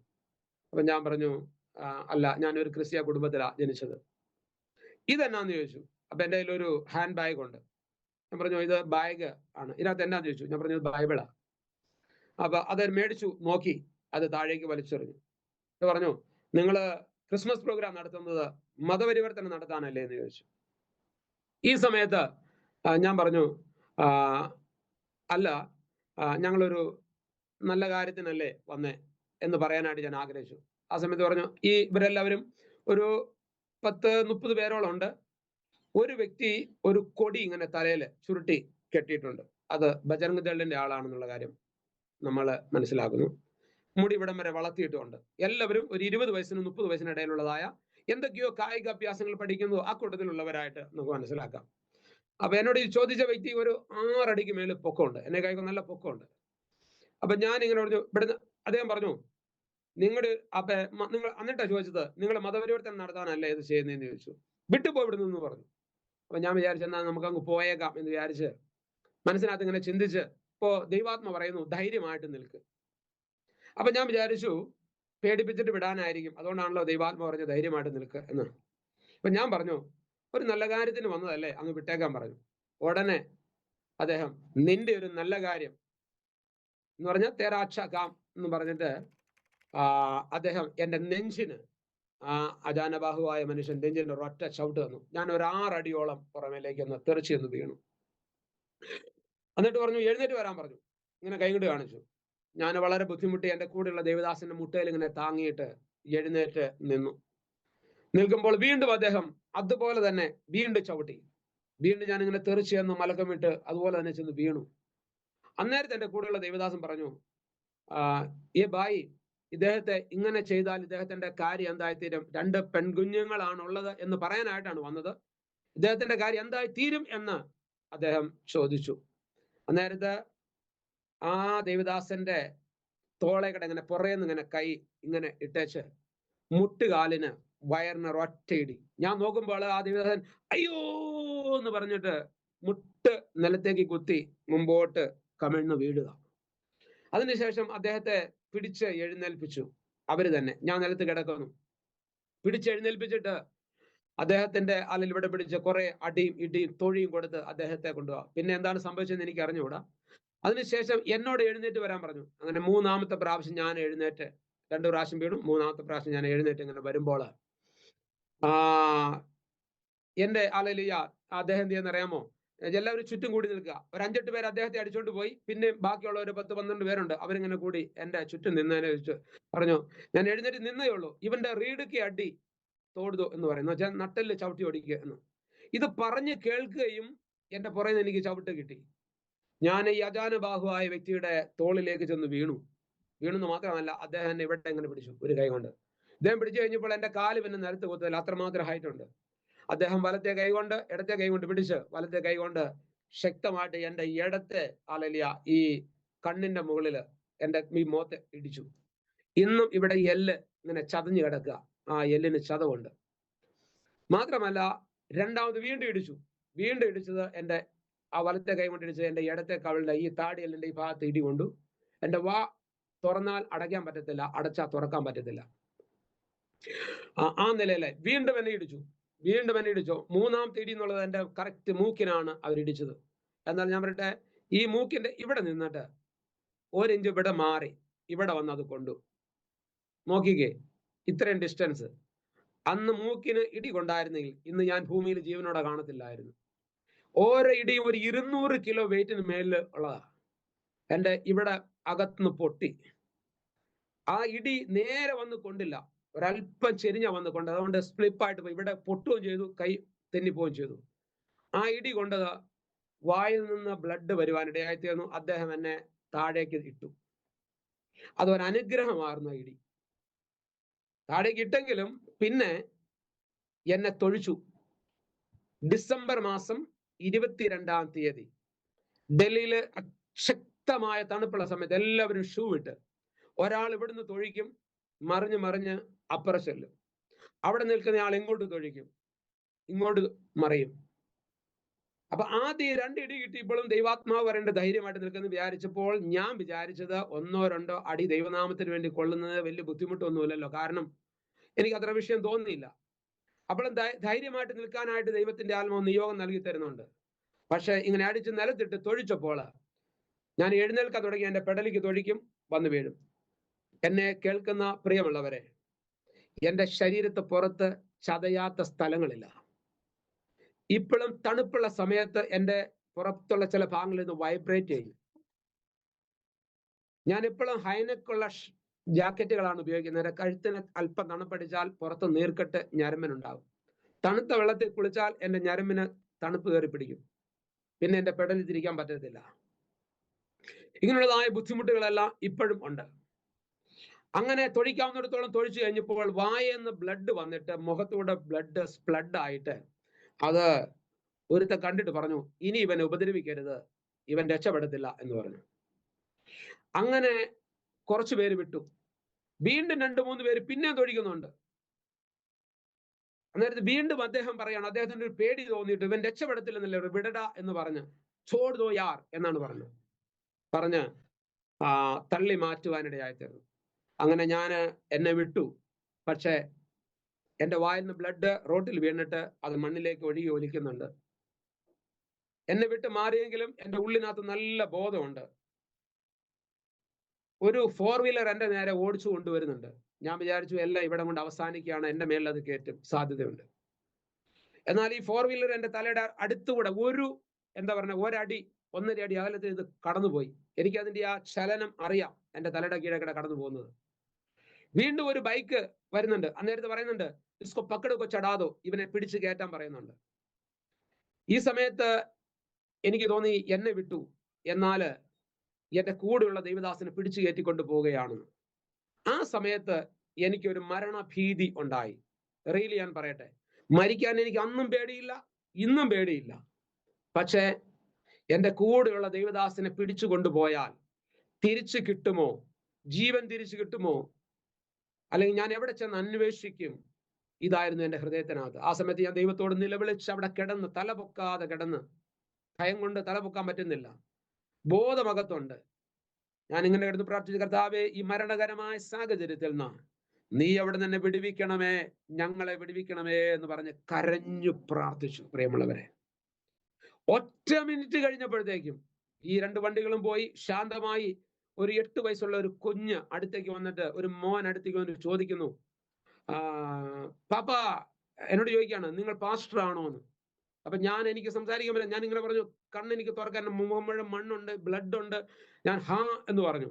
ഹാ അപ്പൊ പറഞ്ഞു, പപ്പ ജൽദി ആവോ, വേഗം വാ, ഇതൊരു അതെ ദേവദാസനാണ്. 1.5 കിലോമീറ്റർ മുമ്പ് തിരിഞ്ഞു പോകേണ്ടതായ ഒരു കുടുംബം ഈ ക്രിസ്മസ് പ്രോഗ്രാം നടക്കുന്നതായ റോഡിലൂടെ കടന്നു വരുമ്പോൾ അവിടെ ഒരുപാട് പേര് കൂടി നിൽക്കുന്നു, എന്നാൽ അടുത്തേക്ക് ആരും വരുന്നില്ല. പ്രിയമുള്ളവരെ ശ്രദ്ധിച്ച് കേൾക്കണം, കുറെ കടകൾ അവിടെ ഉണ്ട്. 10-100 പേര് കൂടി നിന്ന് കാണുന്നു, ആരും അടുത്തേക്ക് വരുന്നില്ല. കല്ല് കുടിച്ചിട്ട് കിടക്കുന്നവരല്ല എന്ന് മനസ്സിലായി. നല്ല ഡ്രസ്സാണ് ഇട്ടിരിക്കുന്നത്, ഇതുപോലെ തന്നെ വെള്ള ഡ്രസ്സും ഒക്കെ ഇട്ടിട്ടാണ്, കറുത്ത ജാക്കറ്റ് ഇട്ടിട്ടുണ്ട്, ഷൂ ഇട്ടിട്ടുണ്ട്. അപ്പോൾ കല്ല് കുടിച്ച് കിടക്കുന്നവരല്ല എന്ന് മനസ്സിലായി. അതുകൊണ്ടാണ് അവർ ഇറങ്ങി ചോദിച്ചത്. ആ സമയത്ത് അവരെന്നെ വന്ന്, ആ ഒരു സഹോദരൻ വന്ന് താങ്ങി എന്നെ എഴുന്നേൽപ്പിച്ചു. അപ്പൊ എനിക്ക് നിവർന്ന് നിൽക്കാൻ കഴിയുന്ന ഒരു പരസ്യത്തിന്റെ ബോർഡിലേക്ക് ഞാൻ കൈ പിടിച്ചു. അതിനുശേഷം അദ്ദേഹത്തിന്റെ വൈഫിന്റെ കയ്യിലേക്ക് എന്നെ കൊടുത്തു. എന്നിട്ട് അദ്ദേഹം അങ്ങ് പോയി. ആ സഹോദരി എന്നെ എങ്ങനെ റൗണ്ട് ചെയ്ത് കാര്യമായിട്ട് പിടിച്ചു. പക്ഷെ അദ്ദേഹത്തിന്റെ ആ സഹോദരി എന്റെ വെയിറ്റ് താങ്ങാൻ പറ്റുന്നില്ല. അതിനുശേഷം ഞാൻ പരസ്യത്തിന്റെ ബോർഡിങ്ങിലും പിടിച്ചിട്ട് ഞാൻ ഇങ്ങനെ പറഞ്ഞു, എനിക്ക് പറയാൻ പറ്റുന്നില്ല, എന്റെ വാ തുറക്കാൻ പറ്റുന്നില്ല. എന്നാലും ഞാൻ സർവ്വശക്തി എടുത്തിട്ട് ചോദിച്ചു, എന്റെ കൂടെ ഒരു ദൈവദാസൻ ഉണ്ടായിരുന്നു, ആ ദൈവദാസൻ എന്ത്? അപ്പൊ ആ സഹോദരി പറയണ്ട, ഇനി ആരും ഒന്നും ചെയ്യത്തില്ല, പേടിക്കണ്ട, ആരാ എന്താ ചെയ്യണമെന്ന് നോക്കട്ടെ എന്നോ. ഞാൻ ഞാൻ വളരെ ബുദ്ധിമുട്ട്, എന്റെ കൂടെ ഒരു ദൈവദാസൻ ഉണ്ടായിരുന്നു, എന്തിയേ എന്നുള്ള കാര്യം ഞാൻ വളരെ ബുദ്ധിമുട്ടി ചോദിച്ചു. എന്നിട്ട് പറഞ്ഞു, ആ ദൈവദാസനെ ബാത്റൂമിൽ കൊണ്ടുപോയിക്കാന്ന് പറഞ്ഞു എന്റെ ഭർത്താവ്. അത് പറഞ്ഞ് ശരിയായിരുന്നു. കാരണം ശ്രദ്ധിച്ച് കേൾക്കണമേ, ഈ ഭാഗം വരുമ്പോഴൊക്കെ അസംഭവമാണെന്ന് അല്ലെങ്കിൽ സത്യമാണോ ചിന്തിച്ചു പോകും. ആ ദൈവദാസന്റെ വയറ്റിന് മുട്ടുകാല് കൊണ്ട് താങ്ങിയപ്പോൾ മലം വെളിയിൽ വന്നു.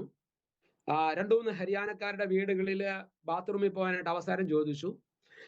അവസരം കൊടുക്കാത്തതുകൊണ്ട് ഒരു വീട്ടുകാർ പറഞ്ഞു, വെള്ളം തരാൻ പോകാൻ പറഞ്ഞു, വെളിയിൽ പോകാൻ പറഞ്ഞു. അങ്ങനെ വെള്ളം മേടിച്ച് പറമ്പിൽ പോയി ബാത്റൂമിൽ പോയിട്ട് ആ ജെട്ടിയ വെള്ളത്തിനകത്ത് കഴുകി അത് ധരിച്ച് വീണ്ടും അത് വരുമ്പോൾ ആ ദേവദാസന് ഞെറ്റി പൊട്ടി ഇങ്ങനെ രക്തം ഒഴുകുകയായിരുന്നു. എന്നെ കണ്ടു, കൈ തന്നു. പെട്ടെന്ന് എന്നെ പിടിച്ച് ഒരു ക്ലിനിക്ക്, അവിടെ തന്നെ ഒരു ക്ലിനിക്ക് ഉണ്ടായിരുന്ന ക്ലിനിക്കിൽ കയറ്റി ആ ദേവദാസനെ ഞെറ്റി കെട്ടി മരുന്ന് വെച്ചു. എനിക്ക് ഇഞ്ചക്ഷൻ തന്നു. ആ ദേവദാസൻ ഇഞ്ചക്ഷൻ കൊടുത്തു. അപ്പൊ ഞാനിങ്ങനെ ഫോൺ ചെയ്ത് ടെന്റിലേക്ക് പറഞ്ഞു, അവിടെ ടെന്റ് ഇട്ട് ക്രിസ്മസിന്റെ പ്രോഗ്രാം നടക്കുന്നുണ്ട്, ദേവദാസി എടുത്തു, ഇങ്ങനെ ഒരു അപകടം ഉണ്ടായി, അല്ലെങ്കിൽ ചിലർ ഉപദ്രവിച്ചു, ഒരു ഓട്ടോ വിളിച്ചെന്നാൽ ഞങ്ങൾ മടങ്ങിപ്പോക്കൊള്ളാമെന്ന് പറഞ്ഞു. അന്നേരം ദേവദാസി പറഞ്ഞു, അങ്ങനെ പോകരുത്, ഇവിടെ ദേവദാസന്മാരുണ്ട്, അവരെന്താണോ പറയുന്നത് അതനുസരിച്ചാണെന്ന് പറഞ്ഞു. വേഗത്തിൽ ഞാൻ പറയട്ടെ, അവിടുന്ന് 2 ബൈക്ക് വിട്ടു, ഇവിടെ വന്ന് ഞങ്ങളെ കൂട്ടിക്കൊണ്ട് അവിടെ ചെന്ന് എന്നെ അവിടെ താഴെ കെടുത്തി. എന്റെ കാല് നില തുറക്കുന്നുണ്ടായിരുന്നില്ല. ദേവദാസനെ കസേരയിൽ ഇരുത്തി. അതിനുശേഷം ദേവദാസന്മാർ വന്ന് പ്രാർത്ഥിച്ചു. അപ്പോഴത്തേക്കും ഞങ്ങളെ അവിടെ നിന്ന് എടുത്തത് ഒരു CRP ഉദ്യോഗസ്ഥനാണ്. ശ്രദ്ധിക്കണമേ, ആ സഹോദരൻ പറഞ്ഞു, CRP ഉദ്യോഗസ്ഥനായിട്ട് ആ സഹോദരൻ പറഞ്ഞു, ഞാനൊരു പോലീസിൽ ഒരു കംപ്ലൈന്റ് കൊടുക്കാൻ പോകുകയാണ്, അത് അന്വേഷിക്കാൻ വേണ്ടിയിട്ട്. അപ്പൊ എന്നോട് ചോദിച്ചു, പോലീസുകാരെ രണ്ടുപേരും. ഞാൻ പറഞ്ഞു എനിക്കതിനകത്തൊന്നും താല്പര്യമില്ല എന്ന് പറഞ്ഞു. അല്ല, അത് ചെയ്യണമെന്ന് പറഞ്ഞ് അദ്ദേഹം നജവട്ട് പോലീസ് സ്റ്റേഷനിൽ കൊണ്ട് കംപ്ലൈന്റ് കൊടുത്ത് അവിടെ 2 പോലീസുകാർ ഉടനെ ഒരു 15-20 മിനിറ്റിനുള്ളിൽ വന്നു. എന്റെ കൂടെയുള്ള ദേവദാസനോട് പറഞ്ഞു എന്താണ് സംഭവിച്ചതെന്ന് ചോദിച്ചു കഴിഞ്ഞപ്പോൾ ദേവദാസൻ പറഞ്ഞു, എനിക്ക് പ്രത്യേകിച്ച് കംപ്ലൈൻറ്റ്സ് ഒന്നുമില്ല, ഈ ബെന്നിപ്പാസ് എന്താണോ പറയുന്നത് അതനുസരിച്ച്. ഞാനോട് ചോദിച്ചു, പറഞ്ഞു എനിക്ക് പ്രത്യേകിച്ച് കംപ്ലൈൻറ്റ്സ് ഒന്നുമില്ല. അപ്പോൾ അവിടെ കൂടി നിന്നതായ വ്യക്തികൾ എന്നോട് ചോദിച്ചു, നിങ്ങൾ ആരാണ്? അതായത് ആ കടയുടെ അവിടെ അടുത്ത് തന്നെ നിൽക്കുമ്പോൾ തന്നെ, നിങ്ങൾ ആരാണ്, എവിടെ നിന്ന് വന്നതാണ്, എന്തിനാണ് ഉപദ്രവിച്ചത്? ഞാൻ നേരത്തെ പ്രകാരം എനിക്ക് വെള്ളം തരാനായിട്ട് ഒരു ദേവദാസം വന്നു, ഇത്തിരി വെള്ളം തന്ന് ഞാനത് വായന്ന് അത് ഒഴിച്ച് തുപ്പിക്കളഞ്ഞതിന് ശേഷം ഞാൻ ഇപ്രകാരം വളരെ പറഞ്ഞു. ബുദ്ധിമുട്ട്, എനിക്ക് വാ തുറന്നിട്ട് അത് ശരിക്കും ഉപയോഗിക്കാൻ പറ്റുന്നില്ല. ഞാനിങ്ങനെ പറഞ്ഞു, പാതി വാ തുറന്നിട്ട് പറഞ്ഞു, ഞങ്ങള് ദേവദാസന്മാരാണ്, ഈ സഹോദരങ്ങൾ എന്തിനാണ് ഉപദ്രവിച്ചതെന്ന് ഞങ്ങൾക്ക് അറിഞ്ഞുകൂടാ. എന്നാൽ കർത്താവായ യേശുക്രിസ്തു 2000-ൽ പരം വർഷങ്ങൾക്ക് മുമ്പ് ഈ ലോകത്തില് മനുഷ്യനായി ജനിച്ചത് മനുഷ്യന്റെ പാപത്തിന്റെ പരിഹാരത്തിന് വേണ്ടിയാണ്. അത് ഹല്ലേലൂയ, ആ കർത്താവ് ഞങ്ങളെ പഠിപ്പിച്ചത് നിങ്ങളെ ഉപദ്രവിക്കുന്നവർക്ക് വേണ്ടി പ്രാർത്ഥിക്കണമെന്നാണ്. ഈ സഹോദരന്മാർ എന്തിനാണ് ഞങ്ങളെ ഉപദ്രവിച്ചെന്ന് അറിഞ്ഞുകൂടാ. ഒരുപക്ഷെ ക്രിസ്ത്യാനികളെ കുറിച്ചുള്ളതായ എന്തെങ്കിലും തെറ്റായ പഠിപ്പിക്കൽ അവർക്ക് ലഭിച്ചിരിക്കാം, അല്ലെങ്കിൽ എന്തെങ്കിലും മറ്റുള്ളതായ തെറ്റിദ്ധാരണകൾ കണ്ടേക്കാം. അതുകൊണ്ടായിരിക്കും ഞങ്ങളെ ഉപദ്രവിച്ചത്. അതുകൊണ്ട് ഞങ്ങൾ അവരെ സ്നേഹിക്കുന്നു, ഞങ്ങൾക്ക് മറ്റൊന്നും പറയാനായിട്ടില്ല എന്ന് പറഞ്ഞു. അപ്പോൾ കൂടി നിന്ന ആളുകൾ ചോദിച്ചു, അയ്യോ, ഞങ്ങൾ ഇവരെ എന്തിനാണ് ഉപദ്രവിക്കുന്നത്? ഇങ്ങനെ ഉപദ്രവിച്ച് ശരിയായില്ല, നമ്മളും പൂജ ചെയ്യുന്നവരല്ലേ എന്നൊക്കെ ചോദിക്കുവാനിടയായിത്തീർന്നു. അങ്ങനെ ആ സമയത്ത് അങ്ങനെ ഒരു സാക്ഷ്യം പറയുവാനിടയായിത്തീർന്നു. അതിനുശേഷം പോലീസുകാർ വന്നപ്പോൾ ഞാൻ ഈ കാര്യം പറഞ്ഞു, ഇവരെന്തിനാണ് ഉപദ്രവിച്ചെന്ന് അറിഞ്ഞുകൂടാ, എന്തെങ്കിലും തെറ്റായ ധാരണയായിരിക്കാം, അല്ലെങ്കിൽ ഇവരെ തെറ്റായ എന്തെങ്കിലും സംഘടനക്കാർ പഠിപ്പിച്ചതുകൊണ്ടായിരിക്കാം എന്ന് പറഞ്ഞു. എന്നിട്ട് ഞങ്ങൾക്ക് കംപ്ലൈൻറ്റ്സ് ഇല്ല എന്ന് പറഞ്ഞു. എന്നാൽ പാസ്റ്റേഴ്സ് ഫെലോഷിപ്പിൽ നിന്നുള്ളവരെ ഇതിനെക്കുറിച്ച് ഞങ്ങൾ പറഞ്ഞിട്ട് അന്വേഷിച്ചാൽ മതി എന്ന് പറഞ്ഞു. അതിനുശേഷം അന്നത്തെ ഡൽഹി മുഖ്യമന്ത്രി ആയിരിക്കുന്നതായ ഷീല ദീക്ഷിത് ആ കാര്യത്തിനകത്ത് കംപ്ലൈൻറ്റ്സ് കൊടുത്ത് ഇടപെട്ടു, വിളിച്ചു ചോദിച്ചു. ഞങ്ങൾ പറഞ്ഞു, ഇനി ഒരു സംഭവം ഇങ്ങനെ ഉണ്ടാകാൻ പാടില്ല എന്ന് പാസ്റ്റേഴ്സ് ഫെലോഷിപ്പിൽ നിന്നുള്ളവർ പറഞ്ഞു.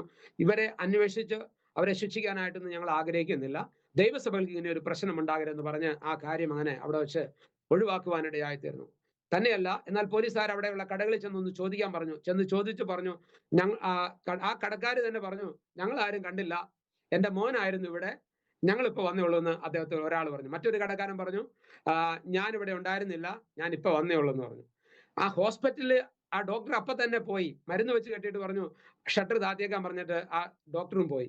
അതിനകത്ത് ഒരു കാര്യം എനിക്ക് മനസ്സിലായി, ദൈവം ഹല്ലേലൂയ നമ്മളോട് കൂടെ ഹല്ലേലൂയ ഉണ്ടാകത്തുള്ളൂ, മറ്റു ലോകത്തിൽ നിന്ന് ആരും നമുക്ക് കാണുന്നില്ല. ദൈവം നമുക്ക് അനുകൂലമെങ്കിൽ പ്രതികൂലം ആർക്കും നിൽക്കാനും കഴിയത്തില്ല. ദൈവത്തിന്റെ ആത്മാവാണ്. ഇനി ഞാൻ പറയുന്ന കാര്യം, അവിടുന്ന് എന്നെ പെട്ടെന്ന് എന്തായാലും ഭവനത്തിലേക്ക് അന്ന് രാത്രി കൊണ്ടുവന്നു. എന്റെ മുഖമെല്ലാം ഹല്ലേലൂയ ചീർത്തു. എനിക്ക് നിൽക്കാൻ ബുദ്ധിമുട്ടുണ്ട്. ഞാൻ പറഞ്ഞു, എന്നെ ആശുപത്രി കൊണ്ടുപോകണ്ട. ആശുപത്രി കൊണ്ടുപോകാന്ന് പറഞ്ഞു. ഞാൻ പറഞ്ഞു, 10,000-40,000 രൂപയെങ്കിലും വേണം ആശുപത്രി പോകണമെങ്കിൽ. ആശുപത്രി കൊണ്ടുപോകണ്ട, എന്നെ വീട്ടിൽ കൊണ്ടാക്കിയാൽ മതി. ഞാൻ ഇത്രയും ചിന്തിച്ചോളൂ, ഒരു 5-6 ദിവസം കൊണ്ട് എല്ലാം ശരിയാകും. പ്രിയമുള്ളവരെ, ഞാൻ പറയട്ടെ, ഒരാഴ്ച കഴിഞ്ഞിട്ട് കുറവില്ല. പിറ്റേ ദിവസം രാവിലെ ആയപ്പോഴത്തേക്കും ശരീരം മുഴുവൻ നീരായി. എന്തായാലും 6 മണിയായപ്പോഴത്തേക്കും ദേവദാസന്മാർ വന്നു, എന്നെ കണ്ണിന്റെ ഹോസ്പിറ്റലിൽ ആദ്യം കൊണ്ടുപോയി. ഈ മുഖം മുഴുവൻ കറുത്തു, ഒരു മനുഷ്യരും എന്റെ മുഖത്തേക്ക് നോക്കത്തില്ല, അതുപോലെ ഭീതിയായി. 1.5 മാസം എന്റെ മുഖം ഒരു സൈഡ് മുഴുവൻ കറുത്ത് കിടക്കുകയായിരുന്നു, ഈ ലെഫ്റ്റ് സൈഡ്. മാത്രമല്ല, കണ്ണിന്റെ ഹോസ്പിറ്റലിൽ കൊണ്ട് ചെക്ക് ചെയ്ത് വെച്ചപ്പോൾ അകത്ത് ചതവില്ല, പുറത്തുനിന്നുള്ള ചതവേ ഉള്ളൂ എന്ന് ഡോക്ടർ പറഞ്ഞു. അത് ആശ്വാസമായി. രണ്ടാമത് എന്റെ നടുവിന് ഞാൻ എക്സ്റേ എടുത്ത് നോക്കി കഴിഞ്ഞപ്പോൾ അതും വലിയ കുഴപ്പമൊന്നുമില്ല എന്ന് പറഞ്ഞു. എന്നാൽ ഒരു 8 ദിവസം കഴിഞ്ഞിട്ടും ഞാൻ നിവർന്ന് നിൽക്കത്തില്ല, എനിക്ക് നിവരത്തില്ല, നട്ടെല്ലിന് ഇങ്ങനെയാണ് നിൽക്കത്തുള്ളൂ. എനിക്കൊരു പാൻറ് ഇടാൻ കഴിയത്തില്ല, മറ്റുള്ളതായ ഒരു ഇന്നറുകൾ ഇടാൻ കഴിയത്തില്ല, ബാത്റൂമിൽ ഇരിക്കാൻ കഴിയത്തില്ല. ഇങ്ങനെ ഒരു സാഹചര്യത്തിൽ പിന്നെയും എന്ത് ചെയ്യുന്നറിയാമോ, ഒരു ഡിജിറ്റൽ എക്സ്റേ എടുത്ത് നോക്കി കഴിഞ്ഞപ്പോൾ L5 എന്ന് പറയുന്നതായ ബോണിന് അകത്തുനിന്ന് പൊട്ടലുണ്ട്. മാത്രമല്ല CT സ്കാൻ എടുത്തപ്പോഴും അതുണ്ട്. 3 മാസം ബെഡ് റെസ്റ്റ്, 9 മാസം വീടിന് വെളിയിൽ പോയില്ല, ഏകദേശം 1.5 വർഷം വേദന സഹിക്കേണ്ടി വന്നു. ഡൽഹിയിലുള്ള ഏറ്റവും നല്ലതായ ഓർത്തോ ഡോക്ടർമാരെ കാണിച്ചു. എല്ലാവരെയും കാണിക്കുമ്പോഴും അല്പം കുറവുണ്ട്. 2 പ്രാവശ്യം നാട്ടിൽ വന്ന് കോതമംഗലത്തെ നങ്ങേലി ഹോസ്പിറ്റലില് ശരീരം മുഴുവനും തിരുമി. 1 പ്രാവശ്യം തിരുമി, 1.5 മാസം അതുകൂടാതെ ട്രീറ്റ്മെന്റ് എടുത്തു. എന്നിട്ട് ശരിയാകാത്തതുകൊണ്ട് തിരുവനന്തപുരത്തുള്ളതായ 35 വർഷം ഓർത്തോയുടെ ചികിത്സ മെഡിക്കൽ കോളേജിൽ ചെയ്തതായ ഡോക്ടറെ കൊണ്ടുവന്ന് കാണിച്ചു. അവിടെ നിന്ന് എന്റെ വിഷ്വൽ ടെസ്റ്റ് എല്ലാം ചെയ്തു. അതിനുശേഷം പറഞ്ഞു, എക്സ്റേയും എടുത്തതിന് ശേഷം പറഞ്ഞു എൻ്റെ റൈറ്റ് ഷോൾഡർ ഡൗൺ ആണ്.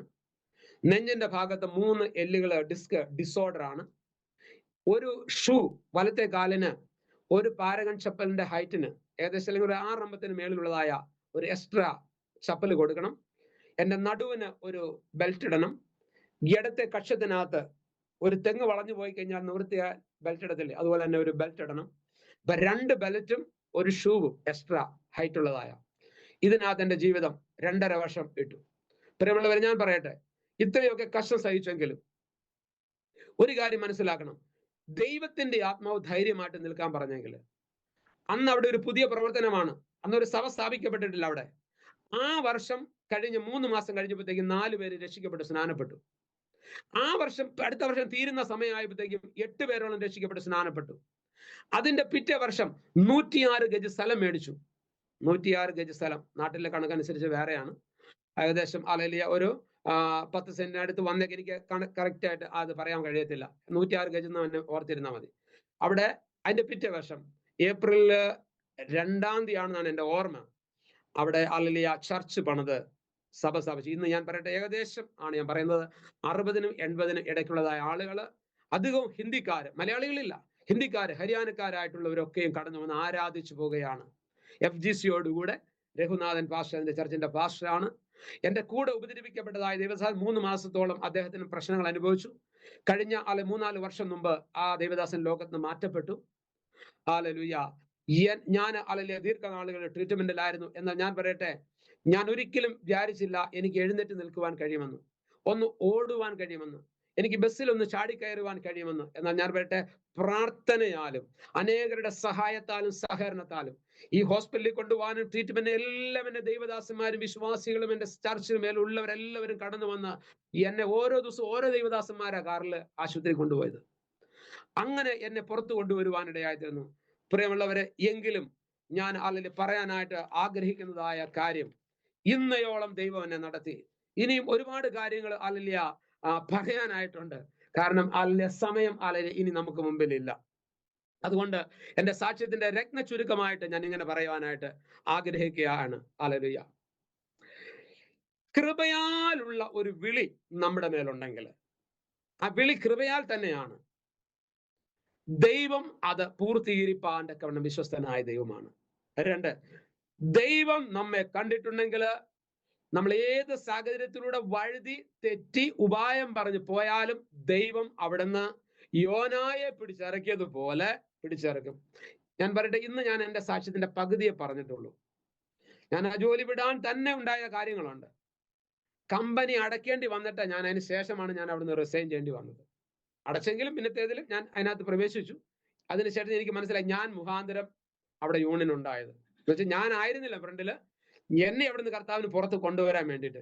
അതുകൊണ്ടാണ് ഞാൻ പറഞ്ഞത്, ഏത് സാഹചര്യത്തിലൂടെ ഒരു വ്യക്തി കടന്നു പോയാലും ദൈവം കണ്ടിട്ടുണ്ടെങ്കിൽ ദൈവം അതിനെ പുറത്ത് കൊണ്ടുവരുവാൻ സഹായിക്കും. ഇനി ഏത് പ്രതികൂല സാഹചര്യത്തിലൂടെ കടന്നു പോയാലും കർത്താവ് നമ്മെ കൈവിടത്തില്ല. ശക്തമായിട്ട് ഇത് ഏറ്റെടുക്കണം യൗവനക്കാരായിട്ടുള്ളവരെ. അത് മാത്രമല്ല, നാം ദൈവത്തെ അനുസരിക്കുമ്പോഴാണ് ദൈവപ്രസാദം വെളിപ്പെടുന്നത്. ഞാൻ ജോലി വിട്ട് പെനിയേൽ ബൈബിൾ സെമിനാറിയുടെ ഗേറ്റിൽ കടക്കുമ്പോൾ, ആ ഗേറ്റ് കറക്റ്റ് സെന്റർ വന്ന് ക്രോസ് ചെയ്യുമ്പോൾ ദൈവനോട് പറഞ്ഞൊരു കാര്യമുണ്ട്. നീ രക്ഷിക്കപ്പെട്ട് സ്നാനപ്പെട്ട് 8 വർഷമായി സൺഡേ സ്കൂളിൽ പഠിപ്പിക്കുന്ന ചർച്ചിന്റെ എല്ലാ കാര്യങ്ങളും ചെയ്യുന്നുണ്ടെങ്കിൽ, നേരത്തെ എന്നോട് പറഞ്ഞതാ, നീ ഇപ്പോഴാണ് ഞാൻ പറഞ്ഞ ട്രാക്കിൽ വന്നത്. ശ്രദ്ധിച്ചേ, ദൈവം അന്ന് പറഞ്ഞ ശക്തിയാണ്, ശബ്ദമാണ് ഇന്ന് ഞാൻ കർത്താവിന്റെ വേലയിൽ ഉറച്ചു നിൽക്കുവാൻ 21-ാമത്തെ വർഷവും ഉറച്ചു നിൽക്കുവാനായിട്ടുള്ളതായ കാര്യം. അല്ലെങ്കിൽ 21 അല്ല, 3 വർഷത്തെ പഠനവും ഇവിടെ ചേർന്നിട്ട് 24 വർഷം മുമ്പുള്ള കാര്യം. അടുത്ത കാര്യം, ശത്രു എത്ര പോരാടിയാലും ദൈവം അനുവദിക്കാതെ ഒരു പിശാചിനും ഒന്നും ചെയ്യുവാൻ കഴിയത്തില്ല. ശത്രു നിനക്കെതിരെ എത്ര പടപൊരുതിയാലും വെല്ലുവിളിച്ചാലും എത്ര പേര് എഴുന്നേറ്റാലും നിന്നെ ഒന്നും ചെയ്യുവാൻ കഴിയത്തില്ല. അടുത്ത കാര്യം, 5-ാമത്തെ കാര്യം ഞാൻ പറയട്ടെ, നമ്മുടെ ആത്മാവ് ദൈവത്തിന്റെ കരങ്ങളിൽ എപ്പോഴും സുരക്ഷിതമാണ്. നമ്മുടെ ആത്മാവ് ദൈവത്തിന്റെ കരങ്ങളിൽ എപ്പോഴും സുരക്ഷിതമാണ്.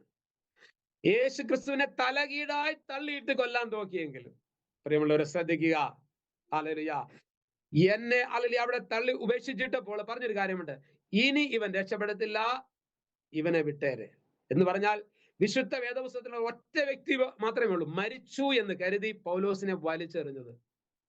അവിടെ നിന്നിട്ട് അവൻ കാലൂന്നി എഴുന്നേറ്റതുപോലെ കാല് നിലത്തൂന്നി എഴുന്നേറ്റ് നിൽക്കാൻ സ്വർഗത്തിലെ ദൈവം എനിക്ക് ഭാഗ്യം നൽകി തന്നു.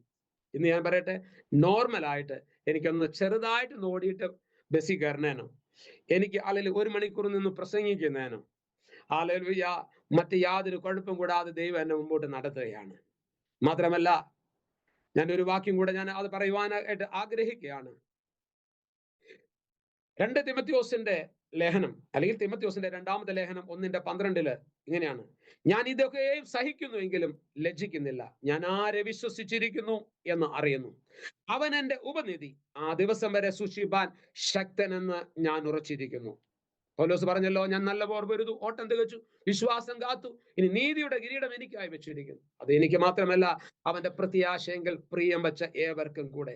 പ്രിയമുള്ളവരെ, കഷ്ടതയും പ്രയാസവും വേദനയും സുവിശേഷ വിരോധികളാലുള്ള പീഡനം സഹിച്ചവരും പ്രതികൂലം സഹിച്ചവരും ഒറ്റപ്പെട്ടവരും വീട്ടിൽ നിന്ന് വെളിയിലിറക്കിയവരും സമ്പത്ത് നഷ്ടപ്പെട്ടവരും ഒക്കെ ഉണ്ടാകാം. എന്നാൽ ഞാൻ പറയട്ടെ, ഒറ്റയ്ക്ക് വിശ്വാസത്തിൽ വന്ന ഞാൻ പറയുകയാണ്, കൈവിടാത്ത ഒരു ദൈവമുണ്ട്. ആ ദൈവം നമ്മെ അന്ത്യത്തോളം നടത്തുവാൻ തക്കവണ്ണം വിശ്വസ്തനായ ദൈവമാണ്. ഹല്ലേലൂയ. അതുകൊണ്ട് ഹല്ലേലൂയ, എന്റെ ഈ സാക്ഷ്യം നിങ്ങൾക്കൊരു പ്രചോദനമായി തീരുമെന്ന് ഞാൻ വിശ്വസിക്കുന്നു. കർത്താവിന്റെ വേലയ്ക്ക് വേണ്ടി വിളിയും തെരഞ്ഞെടുപ്പുമുള്ളവരോട് എനിക്ക് പറയുവാനുള്ളത്, ഒന്നിലും പതറരുത്. തലപ്പിക്ക് കൈവച്ചിട്ട് പുറകോട്ട് തിരിഞ്ഞു നോക്കരുത്. ഏത് പ്രതികൂല സാഹചര്യങ്ങളും ഇല്ലായ്മകളും നിന്റെ പടക് പത്രോസിനെ പോലെ ശൂന്യമായാലും, ഹല്ലേലൂയ, ഏലിയാവിനെ പോറ്റിയതായ ഒരു ദൈവമുണ്ട്. ആ ദൈവം ഇറങ്ങി വന്ന് നിങ്ങളെ അന്ത്യത്തോളം നടത്തുവാൻ തക്കവണ്ണം ശക്തനായ ദൈവമാണ്. അതുകൊണ്ട് വിശ്വസ്തയോടെ അന്ത്യത്തോളം ആ നല്ല കിരീടം പ്രാപിക്കുവാൻ കാത്തിരിക്കാം എന്നുള്ള പ്രത്യാശയിൽ ഞാൻ എന്റെ വാക്കിൽ നിന്ന് വിരമിക്കുന്നു. ദൈവം നമ്മെ അനുഗ്രഹിക്കട്ടെ എന്ന് മാത്രമല്ല, ഈ ആരോമ TV മിനിസ്ട്രീസിനുള്ളതായ നന്ദിയും സ്നേഹവും, വിശേഷാൽ കർത്താവിന്റെ അഭിഷിക്തൻ ഡാനിയൽ ജോൺ പാസ്റ്ററിനോടുള്ളതായ നന്ദിയും സ്നേഹവും എന്റെ ഹൃദയംഗമായി ഞാൻ അറിയിപ്പിച്ചുകൊണ്ട് എന്റെ വാക്കിൽ നിന്ന് വിരമിക്കുന്നു. ഒരു വാക്കിൽ ഞാനൊന്ന് പ്രാർത്ഥിക്കട്ടെ. മഹാപരിശുദ്ധനും നിത്യനീതിമാനുമായ ദൈവമേ, സ്വർഗീയ പിതാവേ, ഈ നല്ല സമയത്തിനായി ഞങ്ങൾ അങ്ങയെ സ്തുതിക്കുന്നു, സ്തോത്രം ചെയ്യുന്നു.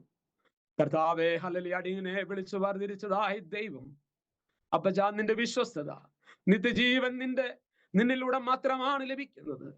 പാപമോചനം നിന്നിലൂടെ മാത്രമാണ് ലഭിക്കുന്നത്. കർത്താവെ, നീ കണ്ടിട്ടുള്ളവര്, കർത്താവെ, ഹല്ലേലൂയ, സാക്ഷ്യം കേട്ടവര് ആരെങ്കിലും ഇതുവരെ വിശ്വാസത്തിൽ ഉറയ്ക്കുവാൻ കഴിയാതെ ഇരിക്കുന്നെങ്കിൽ, ഇന്ന് രാത്രി സ്നേഹം നിധിയായ, കരുതുന്ന നല്ല കർത്താവായ, ധൈര്യപ്പെടുവാൻ കഴിയുന്ന കർത്താവിന് മുൻപോട്ടുള്ളതായ പ്രയാണത്തിന് വേണ്ടി വഴിയും വാതിലും തുറന്നു നൽകി തരുവാൻ തക്കവണ്ണം കഴിയുമല്ലോ. കർത്താവെ, ഈ സാക്ഷ്യം കേട്ടവരെ ദൈവം ബലപ്പെടുത്തണമേ, ശക്തീകരിക്കണമേ, ഏറിയ കൃപ കർത്താവ് കൊടുക്കണമേ, എല്ലാവരെയും ഉറപ്പിക്കണമേ, അനിത്യതവരെയും ദൈവത്തിന്റെ ആത്മാവ് നയിക്കണമേ. ആ ദൈവം നൽകി തരുന്നതായ സ്വർഗീയ പ്രതിഫലത്തിന് വേണ്ടി എല്ലാവരെയും ഒരുക്കണമേ കർത്താവെ. അവിടുന്ന് അങ്ങനെ ചെയ്യണം. ആരോമ കർത്താവെ, ഹല്ലേലൂയ, TV മിനിസ്ട്രീസിനായി പ്രത്യേകിച്ച് പ്രാർത്ഥിക്കുന്നു. ദൈവം ഹല്ലേലൂയ ഈ മാധ്യമത്തെ ഉപയോഗിക്കണമേ.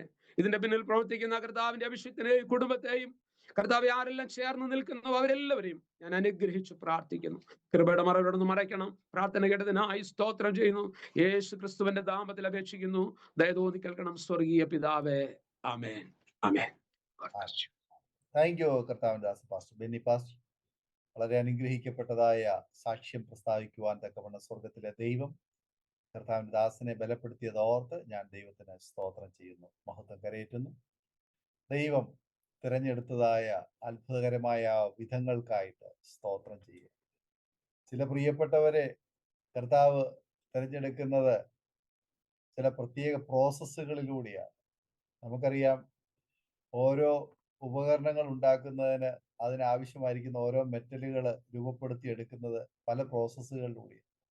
അതുപോലെ മനോഹരമായ ആഭരണങ്ങളൊക്കെ ഉണ്ടാക്കാൻ വേണ്ടിയിട്ട് സ്വർണം അത് ശേഖരിക്കുന്നതും അതിൻ്റെ പ്രോസസ്സും വ്യത്യസ്തമാണ്. സ്വർണമായാലും വെള്ളിയായാലും ചെമ്പായാലും അലൂമിനിയം ആയാലും ഇരുമ്പായാലും ഓരോന്നിൻ്റെയും പ്രോസസ്സ് വ്യത്യസ്തമാണ്.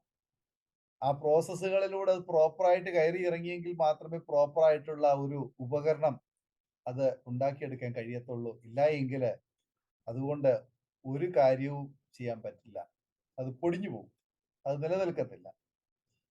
പ്രിയ ബെന്നി പാസ്റ്ററുടെ ജീവിതത്തില് ജനിച്ചു വളർന്ന ജീവിത സാഹചര്യത്തിൽ നിന്ന് ദൈവം വിളിച്ച് വേർതിരിച്ച് ഡൽഹിയിൽ കൊണ്ടുവന്ന് ഇന്ന് കർത്താവിന്റെ മഹത്വമുള്ള ശുശ്രൂഷയിൽ ശക്തമായി ദൈവം നിർത്തിയിരിക്കുന്ന ആ ഒരു അനുഭവം എന്ന് പറയുന്നത് ദൈവത്തിന്റെ ദൃഷ്ടിയിൽ വലിയ ഒരു പദവിയിലാണ് ദൈവമാക്കി വെച്ചിരിക്കുന്നത്. വലിയൊരു ഉത്തരവാദിത്തമാണ് ദൈവം ഭരമേൽപ്പിച്ചിരിക്കുന്നത്. മറ്റൊരാൾക്ക് കൊടുക്കാതെ ആ ഒരു പദവി, ആ ഒരു ഉത്തരവാദിത്തം പ്രിയ ബെന്നി പാസ്റ്ററേയും കുടുംബത്തെയും കർത്താവ് ഭരമേൽപ്പിച്ചിരിക്കുക. ഓരോരുത്തർക്കും വ്യത്യസ്തമായിട്ടാണ് കൊടുത്തിരിക്കുന്നത്. അപ്പോൾ ബെന്നി പാസ്റ്ററെ ദൈവം തിരഞ്ഞെടുത്തതും ഒരുക്കിയെടുത്തതും ഭരമേൽപ്പിച്ചിരിക്കുന്നതുമായ ദൗത്യം എന്ന് പറയുന്നത് തികച്ചും വ്യത്യസ്തവും ഉന്നതവുമായ ചില കാര്യപരിപാടികളാണെന്ന് എനിക്ക് മനസ്സിലാക്കാൻ കഴിഞ്ഞു.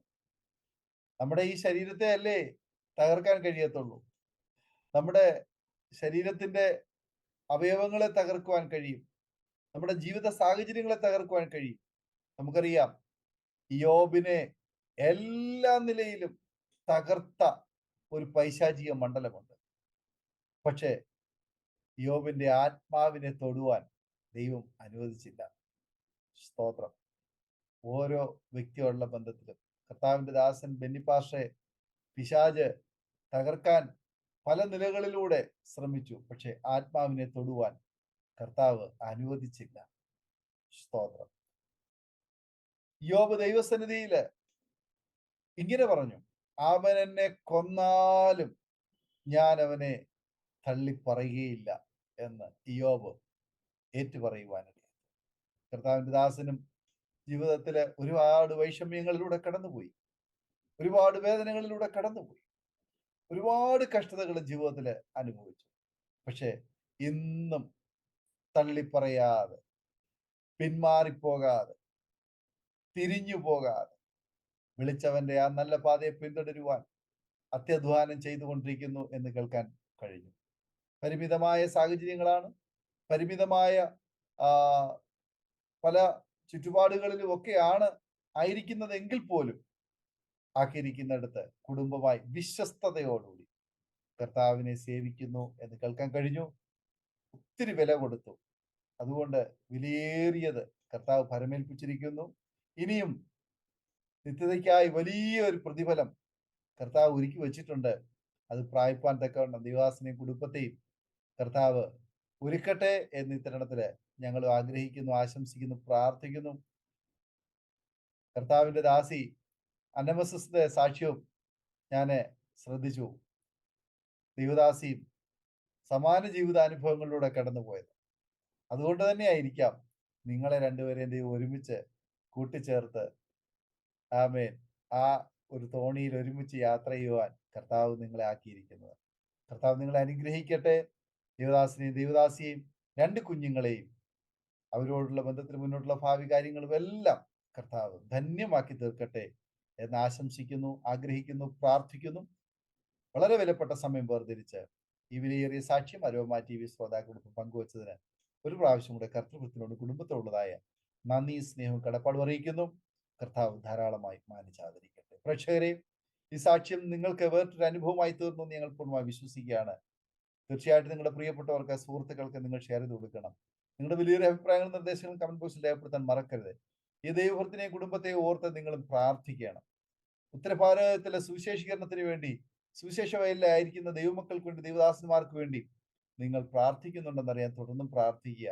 വളരെ ശക്തമായി പ്രാർത്ഥിക്കുക. വളരെ വില കൊടുത്താണ് കർത്തൃ ശുശ്രൂഷയിലെ ദൈവദാസന്മാര് വടക്കേ ഇന്ത്യയിൽ കർത്താവിന്റെ വേലയിലായിരിക്കുന്നത്. ആകയാൽ ഏറ്റവും കുറഞ്ഞത് നമുക്ക് ഈ പ്രിയപ്പെട്ടവരെ ഓർത്ത് പ്രാർത്ഥിക്കുവാൻ നമ്മൾ എല്ലാവരും കടപ്പെട്ടവരാണ്. കർത്താവ് സഹായിക്കട്ടെ. ഈ സാക്ഷ്യം നിങ്ങളുടെ പ്രിയപ്പെട്ടവർക്ക്, സുഹൃത്തുക്കൾക്ക് ഷെയർ ചെയ്ത് കൊടുക്കണം. നിങ്ങളുടെ വലിയ അഭിപ്രായങ്ങളും നിർദ്ദേശങ്ങളും കമന്റ് ബോക്സിൽ രേഖപ്പെടുത്തണം. ഒരു പ്രാർത്ഥനാ വിഷയമുണ്ട് ഞങ്ങളുമായി പങ്കുവയ്ക്കാൻ നിങ്ങൾ ആഗ്രഹിക്കുന്നുവെങ്കിൽ, അഥവാ കൂടുതൽ വിവരങ്ങൾ അറിയുവാൻ ആഗ്രഹിക്കുന്നുവെങ്കിൽ, സാക്ഷ്യം പറഞ്ഞ പ്രിയപ്പെട്ടവരോടൊപ്പം തിങ്കളാഴ്ച തോറും രാത്രി 8 മണിയിൽ നടക്കുന്ന പ്രാർത്ഥനാ കൂട്ടായ്മയിൽ സംബന്ധിക്കാൻ ആഗ്രഹിക്കുന്നുവെങ്കിൽ തീർച്ചയായിട്ടും ഞങ്ങളെ വിവരം അറിയിക്കും. ഞങ്ങൾ നിങ്ങൾക്ക് പ്രാർത്ഥിക്കാം, മറുപടി തരാം. അടുത്ത അനുഗ്രഹിക്കപ്പെട്ട സാക്ഷ്യവും വചന ചിന്തയുമായി നാം വീണ്ടും കൂടി കാണും വരെ എല്ലാ പ്രിയപ്പെട്ടവർക്കും good bye. God bless you all. ആമേൻ. നമ്മുടെ മകന്റെ വിവാഹം കുറച്ച് ടെൻഷനായിരുന്നു. അപ്പോഴാണ് ഞങ്ങൾ aromamary.com രജിസ്റ്റർ ചെയ്തത്. അവിടെ നിന്നാണ് നമ്മുടെ മകന് നല്ലൊരു പെൺകുട്ടിയെ കണ്ടെത്തിയത്. ഇന്ന് തന്നെ aromamary.com ഡൗൺലോഡ് ചെയ്യൂ.